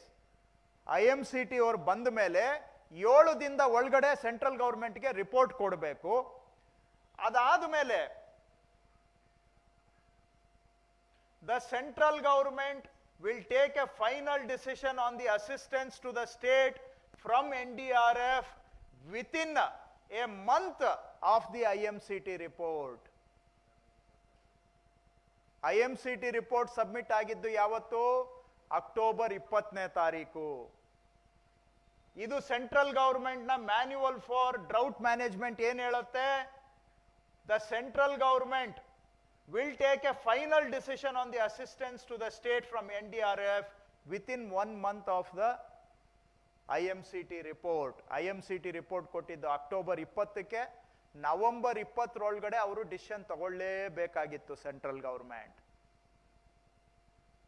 ಆದರೆ ಇಲ್ಲಿವರೆಗೂ ಕೂಡ ಅಕ್ಟೋಬರ್ 20 ಕಳೆದು November 20, December 20, January 20, February 20, March 20 election announce ಆಗಿದ್ದು March 16ಕ್ಕೆ. ಅದಕ್ಕೆ ಮೊದಲು ಮಾನ್ಯ ಗೃಹ ಸಚಿವರು ಕೇಂದ್ರ ಸರ್ಕಾರ IMCT ಅವರ ರಿಪೋರ್ಟ್ ಅನ್ನ ಅವರ ಟೇಬಲ್ ಮೇಲೆ ಇಟ್ಟು ಧೂಳು ಕುಡಿಯೋದಕ್ಕೆ ಆಗಿ 5 ತಿಂಗಳಾಗಿದೆ. ಇಲ್ಲಿ ಬಂದು ಏನು ವಾಸ್ತವಾಂಶ ಗೊತ್ತಿಲ್ಲದೆ ಹೇಳ್ತಾರೆ 3 ತಿಂಗಳು ಲೇಟ್ ಆಗಿ ಕೊಟ್ರು ಅಂತ. ನಾವು 1.5 ತಿಂಗಳು ಮೊದಲೇ ಕೊಟ್ಟಿದ್ದೇವೆ. ಆಕ್ಚುಯಲ್ ಡೇಟ್ಗಿಂತ 1.5 ತಿಂಗಳು ಮೊದಲೇ ಡಿಕ್ಲೇರ್ ಮಾಡಿ ರಿಪೋರ್ಟ್ ಕೊಟ್ಟಿದ್ದೇವೆ, ಮೆಮೊರಾಂಡಮ್ ಕೊಟ್ಟಿದ್ದೇವೆ. ಎಲ್ಲ ಕೆಲಸ ಆಗೋಗಿದೆ. ನಮ್ಮ ಹಳ್ಳಿ ಭಾಷೆಯಲ್ಲಿ ಹೇಳ್ತಾರಲ್ಲ, ಕುಂಡಿ ಕೆಳಗೆ ಹಾಕೊಂಡು ಕೂತ್ಕೊಂಡ್ರು ಅಂತ, ಹಂಗೆ ಇವರು ಟೇಬಲ್ ಮೇಲೆ ಫೈಲ್ನ ಧೂಳು ಹಿಡಿಯೋದಕ್ಕೆ ಬಿಟ್ಟು 5 ತಿಂಗಳಾಗ್ಬಿಟ್ಟು ಇವಾಗ ಎಲೆಕ್ಷನ್ ಟೈಮಲ್ಲಿ ಬಂದು ಜುಮ್ಲಾ ಭಾಷಣ್, ಯಾಕಂದ್ರೆ ಇವರೆಲ್ಲ ಜುಮ್ಲಾ ಎಕ್ಸ್ಪರ್ಟ್ ಇಸ್ತಾನೆ, ಅರೆ ಬೈ ಓತೋ ಚುನಾವಿ ಜುಮ್ಲಾ ತ ಚೋಡ್ ಅಂತ ಹೇಳ್ತಾರೆ. ನಾಳೆ ಜುಮ್ಲಾ ಭಾಷಣ್ ಮಾಡಕ್ಕೆ ಬಂದು ಇಲ್ಲಿ ಹೇಳ್ತಾರೆ 3 ತಿಂಗಳು ಲೇಟ್ ಆಗಿ ಕೊಟ್ಟಿದ್ದೀವಿ ಅಂತ. ಇದು ಇಡೀ ಕರ್ನಾಟಕದ ಜನಗಳಿಗೆ ಅವಮಾನ ನನ್ನ ಅಭಿಪ್ರಾಯದಲ್ಲಿ. ನೆಕ್ಸ್ಟ್ ತಮಗೆ ನಾನು ತೋರಿಸ್ತೇನೆ ಈಗ. ನೆಕ್ಸ್ಟ್ ಇದು ನೋಡಿ, ಮೀಟಿಂಗ್ ನೋಟಿಸ್ ನನಗೆ ಸಿಕ್ಕಿರೋ ಅಂಥ ಮಾಹಿತಿಗಳು ನಿಮಗೆ ತೋರಿಸ್ತಾ ಇದ್ದೇನೆ. ಈ ನವೆಂಬರ್ 13ನೇ ತಾರೀಕು 3 ಗಂಟೆಗೆ ಮೀಟಿಂಗ್ ಆಗಿದೆ ಅಧಿಕಾರಿಗಳದ್ದು. ಅಗ್ರಿಕಲ್ಚರ್ ಸೆಕ್ರೆಟರಿ ಅವರ ಅಧ್ಯಕ್ಷತೆಯಲ್ಲಿ ನವೆಂಬರ್ 13ಕ್ಕೆ 3 ಗಂಟೆಗೆ ಕೃಷಿ ಭವನದಲ್ಲಿ ಮೀಟಿಂಗ್ ಆಗಿರೋದಕ್ಕೆ ಮೀಟಿಂಗ್ ನೋಟಿಸ್ ಇದು. ಆ ಸೈಡ್ದು ಬಲ್ಗಡೆದು ತೋರಿಸಿ. ಇದರಲ್ಲಿ ನೋಡಿ, ಇದನ್ನ ಸ್ವಲ್ಪ ದಯವಿಟ್ಟು ಓದ್ಬಿಡ್ತೇನೆ. The undersigned is directed to forward the proposal of grant of financial assistance to Karnataka from national disaster response fund in the wake of drought during Kharif 23. The report of IMCT was discussed in the meeting of SCNEC held on 13/11/23 under the chairpersonship of Secretary, Department of Agriculture. Based on the recommendations of SCNEC, the proposal of financial assistance to Karnataka from NDRF has been prepared. The proposal of financial assistance from NDRF may please be placed for an early consideration of the high level committee. ಯಾವ date? November 20ನೇ ತಾರೀಕು. ಯಾರಿಗೆ ಹೋಗಿದೆ? High level committee. High level committee ಅಧ್ಯಕ್ಷರು ಯಾರು? ಮಾನ್ಯ ಗೃಹ ಸಚಿವರು ಅಮಿತ್ ಶಾ ಅವರು. ಯಾವ ಡೇಟಿಗೆ ಹೋಗಿದೆ? ನವೆಂಬರ್ 20ಕ್ಕೆ ಹೋಗಿದ್ದು. 4 ತಿಂಗಳಾಗಿದೆ ಅವ್ರ ಟೇಬಲ್ ಅಲ್ಲಿ ಬಂದು. ಸಾಹೇಬರಿಗೆ ಒಂದು ಮೀಟಿಂಗ್ ಮಾಡಕ್ಕೆ ಪುರ್ಸೋತಿಲ್ಲ ಕರ್ನಾಟಕದ ರೈತರ ಸಮಸ್ಯೆಗಾಗಿ. ಇನ್ ದ ಮೀನ್ ಟೈಮ್ ನಮ್ಮ ಕರ್ನಾಟಕ ಸರ್ಕಾರವನ್ನ ಉರುಳಿಸ್ಬಿಡ್ತೀವಿ, ಬಾರ್ಲಾಕ್ಬಿಡ್ತೀವಿ ಅಂತ ಅದಕ್ಕೆ ಟೈಮ್ ಸಿಕ್ಕುತ್ತೆ. ಇದೆಲ್ಲ ಪ್ರೊಸೀಜರ್ 10 ನಿಮಿಷ. ಒಂದು HLC ಮೀಟಿಂಗ್ ಮಾಡೋದು 10-15 ನಿಮಿಷ. ಯಾಕಂದ್ರೆ ಅಧಿಕಾರಿಗಳೆಲ್ಲ ರೆಡಿ ಮಾಡಿ ಇಟ್ಟಿರ್ತಾರೆ. ಒಂದು ಫಾರ್ಮ್ಯಾಲಿಟಿಗೆ ಮೀಟಿಂಗ್ ಮಾಡಬೇಕು, ಕಮ್ಮಿ ಮಾಡಿ ಜಾಸ್ತಿ ಮಾಡಿ ಅಂತ ಕೇಳ್ಬೋದು, ಅಷ್ಟೇ. ಬಿಟ್ರೆ 15 ನಿಮಿಷದಲ್ಲಿ ಮೀಟಿಂಗ್ ಆಗೋಗುತ್ತೆ. 15 ನಿಮಿಷ ಮೀಟಿಂಗ್ ಮಾಡಕ್ಕೆ ನವೆಂಬರ್ 20ನೇ ತಾರೀಕಿಂದ ಇಲ್ಲಿವರೆಗೂ ಕೂಡ ಅವ್ರಿಗೆ ಟೈಮ್ ಸಿಕ್ಕಿಲ್ಲ. ಕರ್ನಾಟಕದ ಓಟು ಬೇಕು, ಕರ್ನಾಟಕದ ನೋಟು ಬೇಕು, ಆದರೆ ಕರ್ನಾಟಕದ ರೈತರಿಗೆ ಬರಗಾಲದ ಪರಿಹಾರ ಕೊಡ್ಲಿಕ್ಕೆ 15 ನಿಮಿಷ ಸಭೆ ಮಾಡಲಿಕ್ಕೆ ಪುರ್ಸೋತಿಲ್ಲ. ಇದು ಅವ್ರಿಗೆ ಹೋಗಿರುವಂತಹದ್ದು. High level committee headed by home minister. ಕೆಳಗಡೆ ಹೋದ್ರೆ ತಮಗೆ ಗೊತ್ತಾಗುತ್ತೆ, ಅದು ಹೋಮ್ ಸೆಕ್ರೆಟರಿ ನೋಡಿ, Sanjeev Kumar Jindal, joint secretary disaster management, ministry of home affairs, ಇವ್ರಿಗೆ ಹೋಗಿರುವಂತಹದ್ದು. ನೆಕ್ಸ್ಟ್, ಆಮೇಲೆ ಅವರು ಹೇಳ್ತಾರೆ ಇಲ್ಲಿ ಬಿಜೆಪಿಯವರು, ಇದೇನು ನೀವು ಕೆಲವರು ಹೇಳ್ತೀರಾ ಸಂಘರ್ಷ ಹಾಗೆ ಹೀಗೆ ಅಂತ. ನಮ್ಗೆ ಯಾವುದೂ ಸಂಘರ್ಷ ಇಲ್ಲ, ನಮ್ಗೆ ಎಲ್ಲಾ ಸಮಸ್ಯೆಗೆ ಪರಿಹಾರ ಬೇಕು. ತಂದೆ ತಾಯಿ ಜಗಳದಲ್ಲಿ ಮಗು ಕೂಸು ಬಡ ಆದ್ರೆ ಯಾರಿಗೂ ಶೋಭೆ ಇಲ್ಲ, ನಮ್ಮ ರಾಜ್ಯಕ್ಕಂತೂ ಇಲ್ಲವೇ ಇಲ್ಲ. ನಮ್ಗೆ ಪರಿಹಾರ ಬೇಕಷ್ಟೇ.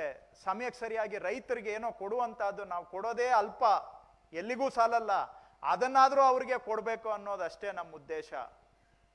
ಸೆಪ್ಟೆಂಬರ್ ತಿಂಗಳಿಂದ ಎಷ್ಟು ಪತ್ರಗಳು ಬರೆದಿದ್ದೀವಿ ಅಂತ ಇಲ್ಲಿ ತಮಗೆ ತೋರಿಸ್ತಾ ಇದ್ದೇನೆ. 1 by 1. ನಾನು ಜಾಸ್ತಿ ಏನು ಓದಕ್ಕೆ ಹೋಗೋದಿಲ್ಲ, ಟೈಮ್ ಬಹಳ ತಗೊಂಡ್ಬಿಟ್ಟಿದ್ದೇನೆ. 15ನೇ ತಾರೀಕು 11. ನೆಕ್ಸ್ಟ್ ನೆಕ್ಸ್ಟ್ ನೆಕ್ಸ್ಟ್ ಇನ್ನೊಂದು ಪತ್ರ 21/11 27/11 ನೆಕ್ಸ್ಟ್. ಇದು ಈ ಡೇಟ್ಗೆ ಹೋಮ್ ಮಿನಿಸ್ಟ್ರಿಗೂ ಬರೆದಿದ್ದೀವಿ, CM ಫೈನಾನ್ಸ್ ಮಿನಿಸ್ಟ್ರಿಗೂ ಬರೆದಿದ್ದಾರೆ. ಇದು ಮೋಸ್ಟ್ಲಿ ಒಬ್ರು ಹೋಮು ಸೇಮ್ ಡೇಟು ಫೈನಾನ್ಸ್ಗೆ ಹೋಮ್ಗೆ ಬರೆದಿರೋದು. ನೆಕ್ಸ್ಟ್ 20/12 DK ಶಿವಕುಮಾರ್ ಅವರು ಕೂಡ ಹೋಗಿ ಸ್ಪೆಷಲ್ ನಮ್ಮ ಅನುದಾನ ಫೈನಾನ್ಸ್ ಕಮಿಷನ್ ಗ್ರಾಂಟ್ ಕೊಡಿ ಅಂತ ಕೊಟ್ಟಿದ್ದ ಪತ್ರ. ನೆಕ್ಸ್ಟ್ ಇದು ನಾನು ಹೋಗಿ ಭೇಟಿ ಮಾಡಿದ್ದು 10/10ಕ್ಕೆ ಸೆಂಟ್ರಲ್ ಗೌರ್ಮೆಂಟ್ ಆಫೀಸರ್ಸ್ನ ಭೇಟಿ ಮಾಡಲಿಕ್ಕೆ ಹೋದಾಗ ಕೊಟ್ಟಂತ ಪತ್ರ. ನೆಕ್ಸ್ಟ್ ಇಲ್ಲ ಇದು ಆಮೇಲೆ ಬರೋಣ. ನೆಕ್ಸ್ಟ್ ಇದು ನೆಕ್ಸ್ಟ್ ಇದು ಡೇಟು ಬಹುಶಃ 25ನೇ ತಾರೀಕು ಅಕ್ಟೋಬರು. CM ಅವರು ನಮಗೆ ಭಾಳ ಜೋರು ಮಾಡಿದ್ರು ಕ್ಯಾಬಿನೆಟಲ್ಲಿ, ಏನ್ರಯ್ಯ ನೀವು ಹೋಗಿ ಸೆಂಟ್ರಲ್ ಗೌರ್ಮೆಂಟ್ಗೆ ಭೇಟಿ ಮಾಡಬೇಕಾ ಇಲ್ವಾ, ನೀವು ಬರೀ ಹೇಳ್ಕೊಂಡು ಕಾಲ ಕಳೀತಾ ಇದ್ದೀರಾ ಅಂದರು. ನಾನು 15 ದಿನ ಟ್ರೈ ಮಾಡಿದೆ ಸೆಂಟ್ರಲ್ ಮಿನಿಸ್ಟರ್ಗಳ ಅಪಾಯಿಂಟ್ಮೆಂಟಿಗೆ. CMಗೆ ಹೇಳಿದೆ ನಾನು, ಸರ್ ಅಪಾಯಿಂಟ್ಮೆಂಟ್ ಕೊಡ್ತಾ ಇಲ್ಲ ಸರ್, ನಾನೇನು ಮಾಡಲಿ ಅಂತ. ಅಪಾಯಿಂಟ್ಮೆಂಟ್ ಕೊಡಲಿಲ್ಲ ಅಂದರೆ ಹೋಗಿ ಅಲ್ಲೇ ಕೂತ್ಕೋ ಹೋಗು ಅಂತ ಹೇಳಿದ್ರು. ಭೇಟಿ ಮಾಡ್ರಯ್ಯ ಹೋಗಿ ಅಂತ. CM ಡೈರೆಕ್ಷನ್ ಮೇಲೆ ನಾನು ಅಗ್ರಿಕಲ್ಚರ್ ಮಿನಿಸ್ಟ್ರು, RDPR ಮಿನಿಸ್ಟ್ರು 3 ಹೋಗಿ ಡೆಲ್ಲಿಯಲ್ಲಿ ಮುಕ್ಕಾಂ ಹೂಡಿದ್ವಿ ಅಕ್ಟೋಬರ್ 25ನೇ ತಾರೀಕು. ಕೊನೆಗೆ ಮಿನಿಸ್ಟ್ರುಗಳು ಯಾರೂ ನಮಗೆ ಅಪಾಯಿಂಟ್ಮೆಂಟ್ ಕೊಡಲಿಲ್ಲ. ಏನ್ ಮಾಡೋದು ಅಂತ ನಾವು ಮಂತ್ರಿಗಳು ಅನ್ನೋದನ್ನು ಸ್ವಲ್ಪ ಪಕ್ಕಕ್ಕೆ ಇಟ್ಟು ನಾವು ಅಗ್ರಿಕಲ್ಚರ್ ಸೆಕ್ರೆಟರಿಯನ್ನ ಭೇಟಿ ಮಾಡಿದ್ವಿ. 3 ಮಂತ್ರಿಗಳು ಹೋಗಿ ಸೆಕ್ರೆಟರಿಯನ್ನ ಭೇಟಿ ಮಾಡೋದು ಹೆಂಗಿದೆ ನೋಡಿ. ನಮ್ಮ ಸ್ವಾಭಿಮಾನವನ್ನ ಯಾಕೆ ನುಂಗ್ಕೊಂಡು ಮಾಡಿದ್ವಿ ಅಂದ್ರೆ ರಾಜ್ಯದ ಹಿತಕ್ಕಾಗಿ ಏನೋ ಒಂದು ಪರಿಹಾರ ಸಿಗಲಿ ಅಂತ ಅಗ್ರಿಕಲ್ಚರ್ ಸೆಕ್ರೆಟರಿನ ಮೀಟ್ ಮಾಡಿ ಅವ್ರ ಕೈಗೆ ನಮ್ಮ ರಿಕ್ವೆಸ್ಟ್ ಅನ್ನ ಕೊಟ್ಟಂತಹದ್ದು ಬರಗಾಲ ಪರಿಹಾರಕ್ಕಾಗಿ. ನೆಕ್ಸ್ಟ್ ಅಷ್ಟು ಸಾಲದು ಅಂತೇಳಿ ಇವರು ಹೋಮ್ ಸೆಕ್ರೆಟರಿ ಆಫೀಸ್ಗೆ ಹೋಗಿ ಅವ್ರ ಹತ್ರನೇ ನಾವು ಅವ್ರ ಕೈಗೆ ಮೆಮೊರಾಂಡಮ್ ಅನ್ನ ಕೊಟ್ಟಿದ್ವಿ. ನಮ್ಮ ಡಿಸಾಸ್ಟರ್ ಮ್ಯಾನೇಜ್ಮೆಂಟ್ ಪ್ರಿನ್ಸಿಪಲ್ ಸೆಕ್ರೆಟರಿ ಅವರು ಇದ್ದಾರೆ, ಅವ್ರ ಜೊತೆಗೆ ಹೋಗಿ ನಾವು ಅವ್ರಿಗೆ ಲೆಟರ್ ಅನ್ನ ಕೊಟ್ಟು ರಿಕ್ವೆಸ್ಟ್ ಮಾಡಿದ್ವಿ. ಅವ್ರ ಆಫೀಸ್ಗೆ ಹೋಗಿ ನಾವು 3 ಮಿನಿಸ್ಟರ್ಗಳು ಸೇರ್ಕೊಂಡು cabinet sub committee agriculture secretary, home ಸೆಕ್ರೆಟರಿಗೆ ಭೇಟಿ ಮಾಡಿದ್ದು. ನೆಕ್ಸ್ಟ್ ಅದಾದ್ಮೇಲೆ ಬಹುಶಃ ನವೆಂಬರ್ ತಿಂಗಳಲ್ಲಿ ನಾನು ಮತ್ತೆ ಚಲುವರಾಯ ಸ್ವಾಮಿ ಅವರು ಕೃಷಿ ಸಚಿವರು ಹೋಗಿ ಮೇಡಮ್ ನಿರ್ಮಲಾ ಸೀತಾರಾಮನ್ ಅವ್ರಿಗೆ ಭೇಟಿ ಮಾಡಿದೆ. ಬಹುಶಃ ಅವ್ರು ಮರ್ತೋಗ್ಬಿಟ್ಟಿದ್ದಾರೆ, ಮೇಡಮ್ ಎಲ್ಲ ಪ್ರೋಸೆಸ್ ಆಗೋಗಿದೆ, ಫೈನಲ್ ಡಿಸಿಷನ್ಗೆ ಬಂದಿದೆ, ದಯವಿಟ್ಟು ಮಾಡಿ ಅಂತ ನವೆಂಬರ್ 25ನೇ ತಾರೀಕೇನೋ ಅವ್ರಿಗೆ ಹೋಗಿ ಭೇಟಿ ಮಾಡಿದ್ವಿ. ಇದು ಮೋಸ್ಟ್ಲಿ ಮೇಡಮ್ಗೆ ಜ್ಞಾಪಕ ಇಲ್ಲ, ಅದಕ್ಕೆ ಅವ್ರು ಹೇಳ್ತಾ ಇದ್ದಾರೆ 3 ತಿಂಗಳು ಲೇಟ್ ಆಗಿ ಅಂತ.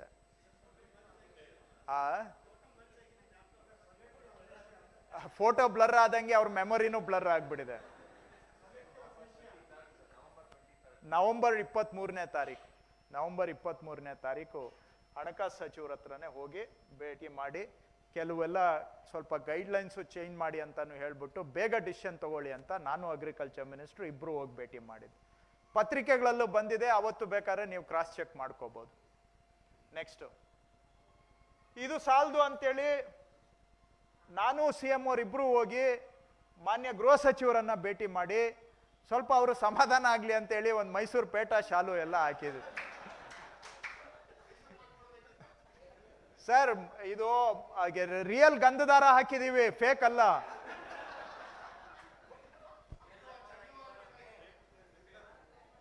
ಜುಮ್ಲಾ ಅಲ್ಲ ಸರ್, ಇದು ಒರಿಜಿನಲ್ ಇದು. ಆಮೇಲೆ ಈ ಫೋಟೋ ಇದನ್ನ ಇಷ್ಟಕ್ಕೆ ಕ್ರಾಪ್ ಮಾಡೋಣ ಅಂತ ನೋಡಿದೆ, ಆಮೇಲೆ ಬೇಡ ಇವರಿಬ್ರು ಇರ್ಲಿ ಅಂತ. ಯಾಕೆ ಅಂದ್ರೆ ಸಾಕ್ಷಿ ಬೇಕಲ್ಲ ನಮ್ಗೆ. ಯಾಕಂದ್ರೆ ಈಗ ಕಾಲ ಹಂಗಾಗ್ಬಿಟ್ಟಿದೆ, ಸತ್ಯಕ್ಕಿಂತ ಸುಳ್ಳೇ ನಂಬುವಂತ ಕಾಲ ಆಗ್ಬಿಟ್ಟಿದೆ. ಇವತ್ತು ಇನ್ನೊಂದು ನಾನು ಮಾನ್ಯ ಗೃಹ ಸಚಿವರು ಇಲ್ಲಿ ಬಂದು ಏನೇನೋ ಹೇಳ್ಬಿಟ್ಟು ಹೋಗಿದ್ದಾರೆ, 3 ತಿಂಗಳು ಲೇಟ್ ಆಗಿ ಕೊಟ್ಟಿದ್ದಾರೆ ಅಂತ. ಆವತ್ತು ನಾವು ಹೋಗಿ ಮುಖ್ಯಮಂತ್ರಿಗಳು ಹೇಳಿದ್ರು, ಮಿಸ್ಟರ್ ಶಾ ಈ ತರ ಬರಗಾಲ ಆಗಿದೆ, ನಾವು ಮೆಮೊರಾಂಡಮ್ ಕೊಟ್ಟಿದ್ದೀವಿ, ಮೆಮೊರಾಂಡಮ್ ಮೇಲೆ ನಿಮ್ಮ ಸೆಂಟ್ರಲ್ ಟೀಮು ವಿಸಿಟ್ ಮಾಡಾಗಿದೆ, ಅವರ ರೆಕಮೆಂಡೇಶನ್ಸ್ ಎಲ್ಲ ಫೈನಲೈಸ್ ಆಗೋಗಿದೆ, ಅವರು ನಿಮಗೆ ನವೆಂಬರ್ 20ನೇ ತಾರೀಕು ಕಳಿಸ್ಕೊಟ್ಟಿದ್ದಾರೆ. ಈ ಭೇಟಿ ಮಾಡಿದ ದಿನ ಡಿಸೆಂಬರ್ 20ನೇ ತಾರೀಕು, ನಾವು 1 ತಿಂಗಳಾಗಿದೆ. ತಾವು ಒಂದು ಮೀಟಿಂಗ್ ಡೇಟ್ ಫಿಕ್ಸ್ ಮಾಡಿಬಿಟ್ಟು ದಯವಿಟ್ಟು ಒಂದು ತೀರ್ಮಾನ ತಗೊಂಡು ರೈತರಿಗೆ ಬರಬೇಕಾಗಿರೋ ಪರಿಹಾರ ಬಿಡುಗಡೆ ಮಾಡಿಬಿಡಿ ಅಂತ ನಾವು ಮುಖ್ಯಮಂತ್ರಿಗಳು ಕೇಳಿದ್ರು ಗೃಹ ಸಚಿವರಿಗೆ. ಗೃಹ ಸಚಿವರು ಒಂದೇ ಉತ್ತರ ಕೊಟ್ಟರು ಖಡಕ್ಕಾಗಿ, ಸಿದ್ದರಾಮಯ್ಯಜಿ ಮೇ ಇಸಿ 23 ಡಿಸೆಂಬರ್ 23ನೇ ತಾರೀಕು ನಾನು ಮೀಟಿಂಗ್ ಮಾಡ್ತೇನೆ ಅಂತ ಮಾತು ಕೊಟ್ರು ಅವತ್ತು.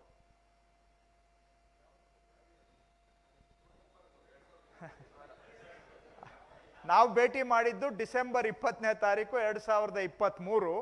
ಅವ್ರು ಹೇಳಿದ್ದು ಕೂಡ ಡಿಸೆಂಬರ್ 23, 2023, 24 ಅಲ್ಲ.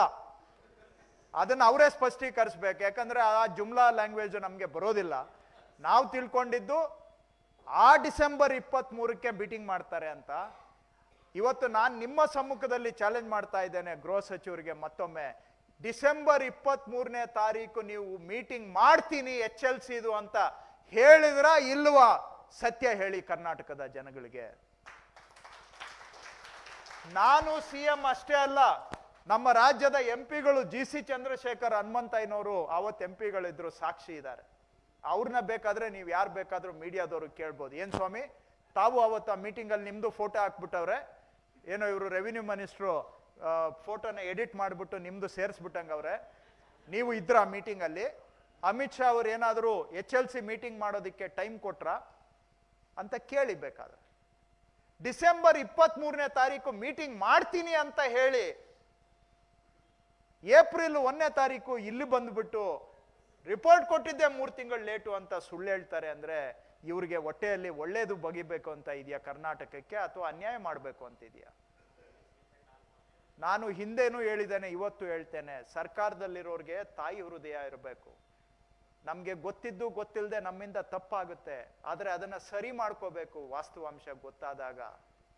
ನಮ್ಗೆ ಹೇಳಿದ್ರಿ ಡಿಸೆಂಬರ್ 23ಕ್ಕೆ ಮೀಟಿಂಗ್ ಮಾಡ್ತೀನಿ ಅಂತೇಳಿ, ಅದಾಗಿ 3 ತಿಂಗಳಾದ್ಮೇಲೆ ಬಂದು 4 ತಿಂಗಳಾದ್ಮೇಲೆ ಬಂದು ಇಲ್ಲಿ ಹೇಳ್ತೀರಿ ರಿಪೋರ್ಟ್ ಕೊಟ್ಟಿದ್ದೆ 3 ತಿಂಗಳು ಲೇಟು ಅಂತೇಳಿ. ನಿಮಗೇನಾದ್ರೂ ಕರ್ನಾಟಕದ ತೆರಿಗೆ ಪಾವತಿಸ್ತಕ್ಕಂಥ ಜನಗಳ ಬಗ್ಗೆ, ಕರ್ನಾಟಕದ ರೈತರ ಬಗ್ಗೆ ಒಂದು ಸಾಸಿವೆ ಕಾಳಿನಷ್ಟು ಏನಾದ್ರೂ ಕಾಳಜಿ ಇದ್ದಿದ್ರೆ ಇಷ್ಟು ಸುಳ್ಳನ್ನ ಹೇಳಕ್ಕೆ ಸಾಧ್ಯ ಇತ್ತಾ? ಯಾಕೆ ದ್ವೇಷ ಕರ್ನಾಟಕವನ್ನ ಕಂಡ್ರೆ ನಿಮ್ಗೆ? ಇದು ಅನ್ಯಾಯ ಅಷ್ಟಕ್ಕೆ ಸೀಮಿತ ಆಗಿಲ್ಲ, ದ್ವೇಷ ಇಲ್ಲದೆ ಇದ್ರೆ ಇಂಥ ಸುಳ್ಳುಗಳು ಬರೋದಿಲ್ಲ. ಯಾಕೆ ನಮ್ಮ ಮೇಲೆ ದ್ವೇಷ ಸಾಧನೆ ಮಾಡ್ತಾ ಇದ್ದೀರಿ? ಯಾಕೆ ನಮ್ಮ ಮೇಲೆ ಅನ್ಯಾಯದ ಹಠಕ್ಕೆ ಬಿದ್ದಿದ್ದೀರಿ? ನನ್ಗೆ ಅರ್ಥ ಆಗದೆ ಇರುವಂತ ವಿಷಯ. ನೆಕ್ಸ್ಟ್, ಇದೂ ಸಾಲದು ಅಂತೇಳಿ ಪ್ರಧಾನಮಂತ್ರಿಗಳನ್ನೇ ನಾವು ಭೇಟಿ ಮಾಡಿದ್ದೇವೆ.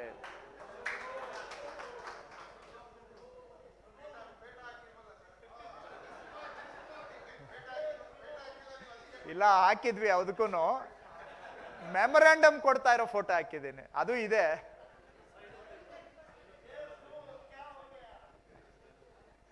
ಏನೋ ಅವ್ರಿಗೂ ಕೇಳಿದ್ವಿ, ಸ್ವಾಮಿ ಬರಗಾಲ ಬಂದಿದೆ, ದಯವಿಟ್ಟು ಬೇಗ ಪರಿಹಾರ ಕೊಡೋದಿಕ್ಕೆ ಹೇಳಿ ಅಂತ. ಅವರು ಎಲ್ಲ ಕತೆ ಹೇಳಿದ್ರು. ಗುಜರಾತಲ್ಲಿ ನಾನು ಬಹಳ ಬರಗಾಲಗಳು ನೋಡಿದ್ದೇನೆ, ಅದ್ ಮಾಡಿದ್ದೀನಿ ಇದ್ ಮಾಡಿದ್ದೀನಿ ಅಂತೆಲ್ಲ ಹೇಳಿ ಕೊನೆಗೆ ಮತ್ತೆ ಕೇಳಿದ್ವಿ, ಸ್ವಾಮಿ ಬೇಗ ಮೀಟಿಂಗ್ ಮಾಡಕ್ಕೆ ಹೇಳಿ ಅಂತ. ನೈ ಮೇ ಇಮಿಡಿएटली मैं तुरंत बोल दूंगा, तुरंत मीटिंग करा देंगे, आपको जो आना है वो दे देंगे ಅಂತ ಹೇಳಿದ್ರು. ಯಾವತ್ತು? ಡಿಸೆಂಬರ್ 19ನೇ ತಾರೀಕು. ಎಲೆಕ್ಷನ್ ಅನೌನ್ಸ್ ಆಗೋದಕ್ಕಿಂತ ಮೂರು ತಿಂಗಳು ಮೊದಲು.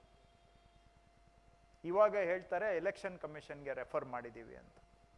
ನಾನು ಚಾಲೆಂಜ್ ಮಾಡ್ತೇನೆ, ಎಲೆಕ್ಷನ್ ಕಮಿಷನ್ಗೆ ರೆಫರ್ ಮಾಡಿದ್ದೀವಿ ಅಂತ ಹೇಳಿ 1 ವಾರ ಆಯ್ತಲ್ಲ, 1 ವಾರದಲ್ಲಿ ಇಲ್ಲಿವರೆಗೂ ಯಾವತ್ತಾದರೂ ಎಲೆಕ್ಷನ್ ಕಮಿಷನ್ಗೆ ರೆಫರ್ ಮಾಡಿರೋ ಒಂದು ದಾಖಲೆ ತೋರಿಸಿದಾರ?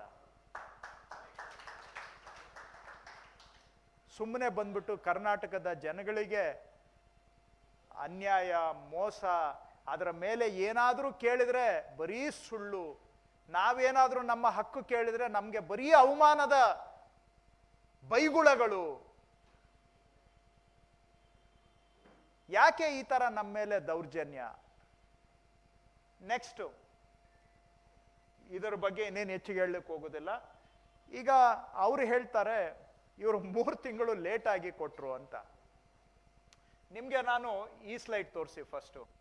ಈ ಜನವರಿ 23ನೇ ತಾರೀಕು ಜನವರಿ 24ರಲ್ಲಿ ನ್ಯಾಷನಲ್ ಡಿಸಾಸ್ಟರ್ ಮ್ಯಾನೇಜ್ಮೆಂಟ್ ಅಥಾರಿಟಿ ಅಂತ ಇದೆ ಸೆಂಟ್ರಲ್ ಗವರ್ಮೆಂಟ್ ಅಲ್ಲಿ. ಅವರು ಎಲ್ಲ ರಾಜ್ಯಗಳಿಗೆ ಒಂದು ಪತ್ರವನ್ನ ಬರೆದಿದ್ದಾರೆ. ನೋಡಿ, ನಾವೊಂದು ಸಭೆ ಮಾಡಿದ್ವಿ, ಈ ಸಭೆಯಲ್ಲಿ ಕೆಲವು ಚರ್ಚೆಗಳಾಗಿದ್ದಾವೆ. ಆ ಸಭೆಯ ನಡವಳಿಗಳನ್ನ ಎಲ್ಲ ರಾಜ್ಯಗಳಿಗೆ ಕಳಿಸ್ಕೊಟ್ಟಿದ್ದಾರೆ, minutes of the meeting.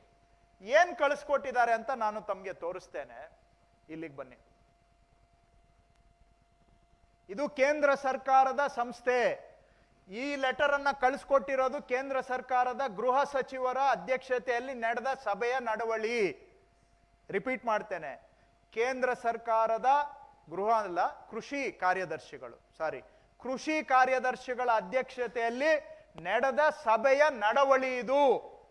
An exemplar model for this decentralized approach is the Karnataka KSDMA model of climate resilient panchayats, which can serve as a insightful prototype to be replicated for its efficacy across all states. ಕರ್ನಾಟಕದ model ಅನ್ನ exemplary model ಇದೆ, ಇದನ್ನ ಬೇರೆ ರಾಜ್ಯಗಳು ಅನುಸರಿಸಬೇಕು. ಮುಂದುವರೆದು ಹೇಳ್ತಾರೆ secretary, ಅಂದ್ರೆ ಅಗ್ರಿಕಲ್ಚರ್ ಸೆಕ್ರೆಟರಿ.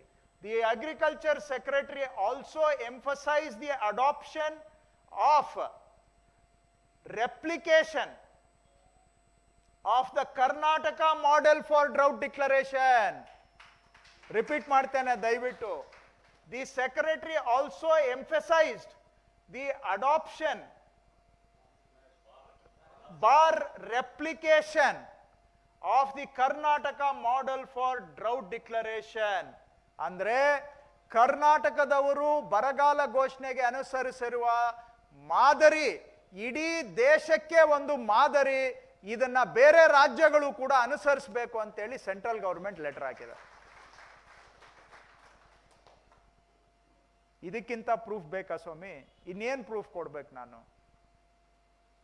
ಕರ್ನಾಟಕದ ಬರಗಾಲ ಘೋಷಣೆಗೆ ಅನುಸರಿಸಿರುವ ಮಾದರಿ ಇಡೀ ದೇಶಕ್ಕೆ ಒಂದು ಉದಾಹರಣೆ. ದೇಶದಲ್ಲಿ ಬೇರೆ ರಾಜ್ಯಗಳವರು ಇದನ್ನ ಅನುಸರಿಸಬೇಕು ಅಂತೇಳಿ ಸೆಂಟ್ರಲ್ ಗವರ್ಮೆಂಟ್ನ ನ್ಯಾಷನಲ್ ಡಿಸಾಸ್ಟರ್ ಮ್ಯಾನೇಜ್ಮೆಂಟ್ ಅಥಾರಿಟಿ ಅವರು ಎಲ್ಲ ರಾಜ್ಯಗಳಿಗೆ ಪತ್ರ ಬರೆದು ಕಳಿಸಿದ್ದಾರೆ. ಸೊ ಕರ್ನಾಟಕ ಅನುಸರಿಸಿರುವಂತಹದ್ದು ನೀವು ಅವತ್ತು ತೆಗೆದು ನೋಡಿ. ಅವರು IMCT ಟೀಮ್ನವರು ಕರ್ನಾಟಕಕ್ಕೆ ಬಂದು ಹೋದ್ಮೇಲೆ ಏನ್ ಹೇಳಿದ್ದಾರೆ ಅನ್ನೋದನ್ನು ತೆಗೆದು ನೋಡಿ. ಚೆನ್ನಾಗಿ ಪ್ರಿಪೇರ್ ಮಾಡಿದ್ದಾರೆ, ಡ್ರೌಟ್ ಮೆಮೊರಾಂಡಮ್ ಅಂತಾನೆ ಹೇಳ್ಬಿಟ್ಟು ಹೋಗಿದ್ದಾರೆ. ಅವ್ರು ಬಿಡಿ, IMCTನವರು ಕರ್ನಾಟಕಕ್ಕೆ ಬಂದಾಗ ಹೇಳಿದ್ರು ಇದು ನಮ್ಗೇನ್ ಸಂಬಂಧ ಇಲ್ಲ, ಇದು ಸೆಂಟ್ರಲ್ ಗವರ್ಮೆಂಟ್ ಮೀಟಿಂಗ್ ಮಾಡಿ ಕರ್ನಾಟಕ ಮಾಡಲನ್ನ ಬೇರೆ ರಾಜ್ಯಗಳು ಅನುಸರಿಸಬೇಕು ಅಂತ ಶ್ಲಾಘನೆ ಮಾಡಿದ್ದಾರೆ. ಇಲ್ಲಿ ಬಂದು ಹೇಳ್ತಾರೆ 3 ತಿಂಗಳು. ಯಾವುದು ಸತ್ಯ, ಯಾವುದು ಸುಳ್ಳು?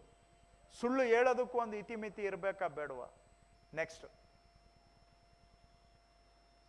ಇನ್ನ ಕರ್ನಾಟಕಕ್ಕೆ ಸಂಕ್ಷಿಪ್ತವಾಗಿ ನಾನು ಟಚ್ ಮಾಡ್ತೇನೆ ಬೇರೆ ವಿಷಯಗಳಲ್ಲಿ ಆಗ್ತಾ ಇರೋ ಅನ್ಯಾಯದ ಬಗ್ಗೆ. ನೆಕ್ಸ್ಟ್ ನೋಡಿ, ಭದ್ರಾ ಮೇಲ್ದಂಡೆ ಯೋಜನೆ ಮಧ್ಯ ಕರ್ನಾಟಕಕ್ಕೆ ಬಹಳ ಅವಶ್ಯಕತೆ ಇರತಕ್ಕಂಥ ಯೋಜನೆ. ಮಧ್ಯ ಕರ್ನಾಟಕ ಭಾಗದಲ್ಲಿ ಕೂಡ ಅನೇಕ ಭಾಗಗಳು ಬರಪೀಡಿತ ಇದ್ದಾವೆ. ಅದು ನಮ್ಮ ಚಿಕ್ಕಮಗಳೂರು ಜಿಲ್ಲೆಯ ಬಯಲುಸೀಮೆ ಪ್ರದೇಶ, ಚಿತ್ರದುರ್ಗ ಜಿಲ್ಲೆ, ತುಮಕೂರು, ಇವೆಲ್ಲ ಬಯಲುಸೀಮೆ ಪ್ರದೇಶಗಳು ಪದೇ ಪದೇ ಬರಗಾಲಕ್ಕೆ ಒಳಗಾಗ್ತಕ್ಕಂಥ ಪ್ರದೇಶಗಳು. ಅಲ್ಲಿಗೆ ನಾವು ಅಪ್ಪರ್ ಭದ್ರಾ ಯೋಜನೆಯನ್ನ ಕೈಗೆತ್ಕೊಂಡಿದ್ದೇವೆ. ಆ ಅಪ್ಪರ್ ಭದ್ರಾ ಯೋಜನೆಗೆ ಕೇಂದ್ರ ಸರ್ಕಾರದವರು ಹೋದ ವರ್ಷದ ಬಜೆಟ್ನಲ್ಲಿ 5,300 ಕೋಟಿ ಘೋಷಣೆ ಮಾಡಿದ್ರು. ನಿಮ್ಗೆ ಅದು ತೋರಿಸ್ತೇನೆ. ಸ್ಲೈಡ್ 31ಕ್ಕೆ ಹೋಗಿ. 31. ಇದು ಬಜೆಟ್ 2000 ಒಂದು ನಿಮಿಷ ಈಗ ಸರಿ ಕ್ಲಿಯರ್, ಇಲ್ಲಿ ಯಾವುದು ಕನ್ಫ್ಯೂಷನ್ ಬೇಡ. 2023-24ನೇ ಸಾಲಿನ budget central government. Speech of Nirmala Sitharaman, minister of finance, February 1, 2023. ಕರೆಕ್ಟಾ? ಸೊ ನೆಕ್ಸ್ಟ್ ಈ ಕಡೆ ಬನ್ನಿ. ನೀವು ಅದರಲ್ಲಿ ಪ್ಯಾರಾಗ್ರಾಫ್ 39, ಇದು ಪಬ್ಲಿಕ್ ಡಾಕ್ಯುಮೆಂಟ್. ಈಗ ನಾನು ಮಾತಾಡ್ತಾ ಇದ್ದಂಗೆ ನೀವು ಗೂಗಲ್ ಮಾಡಿ ತೆಗೆದು ನೋಡ್ಬೋದು. ಪ್ಯಾರಾಗ್ರಾಫ್ 39ರಲ್ಲಿ water for drought prone region ಅಂತೇಳಿ, in the drought prone central region of Karnataka, central assistance of 5,300 crore will be given to Upper Bhadra project to provide sustainable micro irrigation and filling up of surface tanks for drinking water. 5,300 ಕೋಟಿ ಕೊಡ್ತೀವಿ ಅಂತ central ಬಜೆಟ್ನಲ್ಲಿ ಘೋಷಣೆ ಮಾಡಿದ್ದಾರೆ. ಇದಾದ್ಮೇಲೆ ರಾಜ್ಯ ಸರ್ಕಾರ ಬೇಕಾದಷ್ಟು ಪತ್ರ ಬರೆದಿದ್ದೇವೆ. ಡಿ ಕೆ ಶಿವಕುಮಾರ್ ಅವರು ಉಪಮುಖ್ಯಮಂತ್ರಿಗಳು ಮತ್ತು ಜಲಸಂಪನ್ಮೂಲ ಸಚಿವರು ಬೇಕಾದಷ್ಟು ಬಾರಿ ಹೋಗಿ ಕೇಂದ್ರ ಸರ್ಕಾರದಲ್ಲಿ ಜಲಸಂಪನ್ಮೂಲ ಸಚಿವರನ್ನ ಭೇಟಿ ಮಾಡಿ ರಿಕ್ವೆಸ್ಟ್ ಮಾಡಿ ಬಂದಿದ್ದಾರೆ. ಈ 5,300 ಕೋಟಿಯಲ್ಲಿ 53 ಪೈಸಾ ಕೂಡ ಬಂದಿಲ್ಲ. ಯಾಕೆ ಈ ಅನ್ಯಾಯ? ನೀವೇ ನಿಮ್ಮ ಬಜೆಟ್ ಅಲ್ಲಿ ಅನೌನ್ಸ್ ಮಾಡಿದಿರಿ 5,300 ಕೋಟಿ ಅಪ್ಪರ್ ಭದ್ರಾ ಯೋಜನೆಗೆ ಕೊಡ್ತೇವೆ ಅಂತ ಅನೌನ್ಸ್ ಮಾಡಿರೋದಿದು. ಅವ್ರ budget promise tabled in the parliament ಇದನ್ನ ಮಂಜೂರು ಮಾಡಿದೆ. ಒಮ್ಮೆ ಪಾರ್ಲಿಮೆಂಟ್ ಮಂಜೂರು ಮಾಡಿದ ಮೇಲೆ 5,300 ಕೋಟಿಯಲ್ಲಿ 53 ಪೈಸಾ ಕೂಡ ನೀವು ಕೊಡದೆ ಮಧ್ಯ ಕರ್ನಾಟಕಕ್ಕೆ ಮಾಡಿರುವುದು ಅನ್ಯಾಯ ಅಲ್ವಾ? ಯಾಕೆ ಅನ್ಯಾಯ? ಕರ್ನಾಟಕದಲ್ಲಿ ನೀರು ನಮಗೆ ಜ್ವಲಂತ ಸಮಸ್ಯೆ.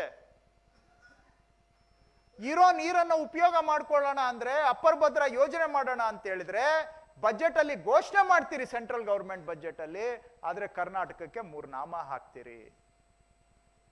ನಾನು ಮೇಡಮ್ಗೆ ಕೇಳ್ತೇನೆ, ಮೇಡಮ್ ತಾವು ಹೇಳಿದ್ದೀರಿ ಇವತ್ತು ಕೂಡ ನಾವು ಯಾವುದೂ ಅನ್ಯಾಯ ಮಾಡಿಲ್ಲ ಅಂತೇಳಿ ಅಂತ. ಹಾಗಾದ್ರೆ ಮೇಡಮ್ ತಮ್ಮ ಬಜೆಟ್ ಸ್ಪೀಚ್ ಅಲ್ಲಿ ತಮ್ಮ ಬಾಯಾರೆ ತಾವು ಮಾತಾಡಿದಂತ ಮಾತು, ಬಾಯಾರೆ ಪಾರ್ಲಿಮೆಂಟ್ಗೆ ಕೊಟ್ಟಂತಹ ಮಾತು, ತಾವು ಬಾಯಾರೆ ನೀವು ಕರ್ನಾಟಕದ ಜನಗಳಿಗೆ ಕೊಟ್ಟಂತಹ ಭರವಸೆ 5,300 ಕೋಟಿಯಲ್ಲಿ 1 ರೂಪಾಯಿಯೂ ಕೊಟ್ಟಿಲ್ಲಲ್ಲ ಮೇಡಮ್, ಇದು ಅನ್ಯಾಯ ಹೌದಾ ಅಲ್ವಾ? ಅಪ್ಪರ್ ಭದ್ರಾ ಯೋಜನೆ ಮಧ್ಯ ಕರ್ನಾಟಕಕ್ಕೆ.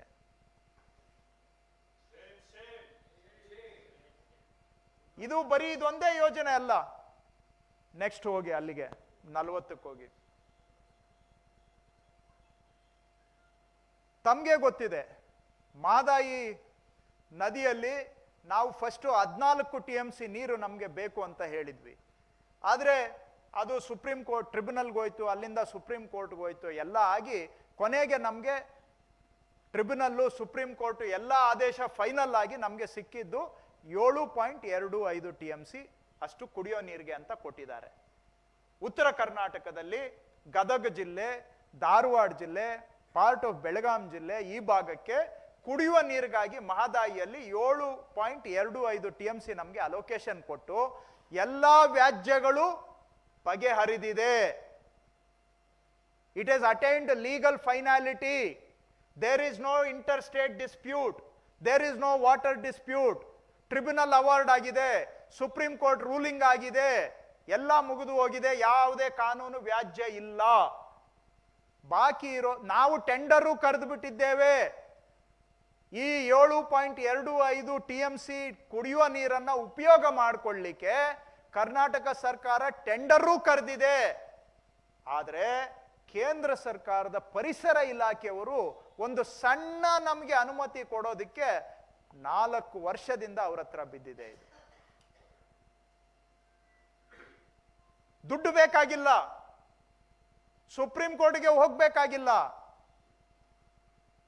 ಒಂದು ministry of environment and forest ಇಂದ ಒಂದು ಕ್ಲಿಯರೆನ್ಸ್ ಫಾರೆಸ್ಟ್ ಏರಿಯಾ, ಅದರಲ್ಲಿ ಒಂದು 51 ಹೆಕ್ಟೇರ್ ಫಾರೆಸ್ಟ್ ಇದೆ, ಅದಕ್ಕೆ ಬದಲಿ ಜಾಗ ಕೊಡ್ತೇವೆ, ಅದರ ಅಪ್ಪನಂತ ಜಾಗ ಕೊಡ್ತೇವೆ. ಅಲ್ಲಿ 500 ಗಿಡ ಹೋದ್ರೆ 5,000 ಗಿಡ ನೆಟ್ಕೊಡ್ತೇವೆ. ನಾವು ನಮ್ಮ ಕುಡಿಯುವ ನೀರಿನ, ಉತ್ತರ ಕರ್ನಾಟಕ ಭಾಗದ ಕುಡಿಯುವ ನೀರಿನ ಸಮಸ್ಯೆ ಪರಿಹಾರ ಮಾಡೋದಕ್ಕೆ ಏನ್ ಅವ್ರ ದುಡ್ಡೇ ಬೇಕಾಗಿಲ್ಲ, ನಮ್ಗೆ ನಾವೇ ಮಾಡ್ಕೋತೀವಿ. ಇದಕ್ಕೋಸ್ಕರ ರೈತರು ಹೋರಾಟ ಮಾಡಿ ಲಾಠಿ ಏಟು ತಿಂದು ಕೇಸುಗಳು ಹಾಕಿಸ್ಕೊಂಡು ಜೈಲಿಗೆ ಹೋಗಿ ಕೆಲವು ರೈತರು ಸತ್ತೇ ಹೋಗ್ಬಿಟ್ರು ಈ ಹೋರಾಟದಲ್ಲಿ.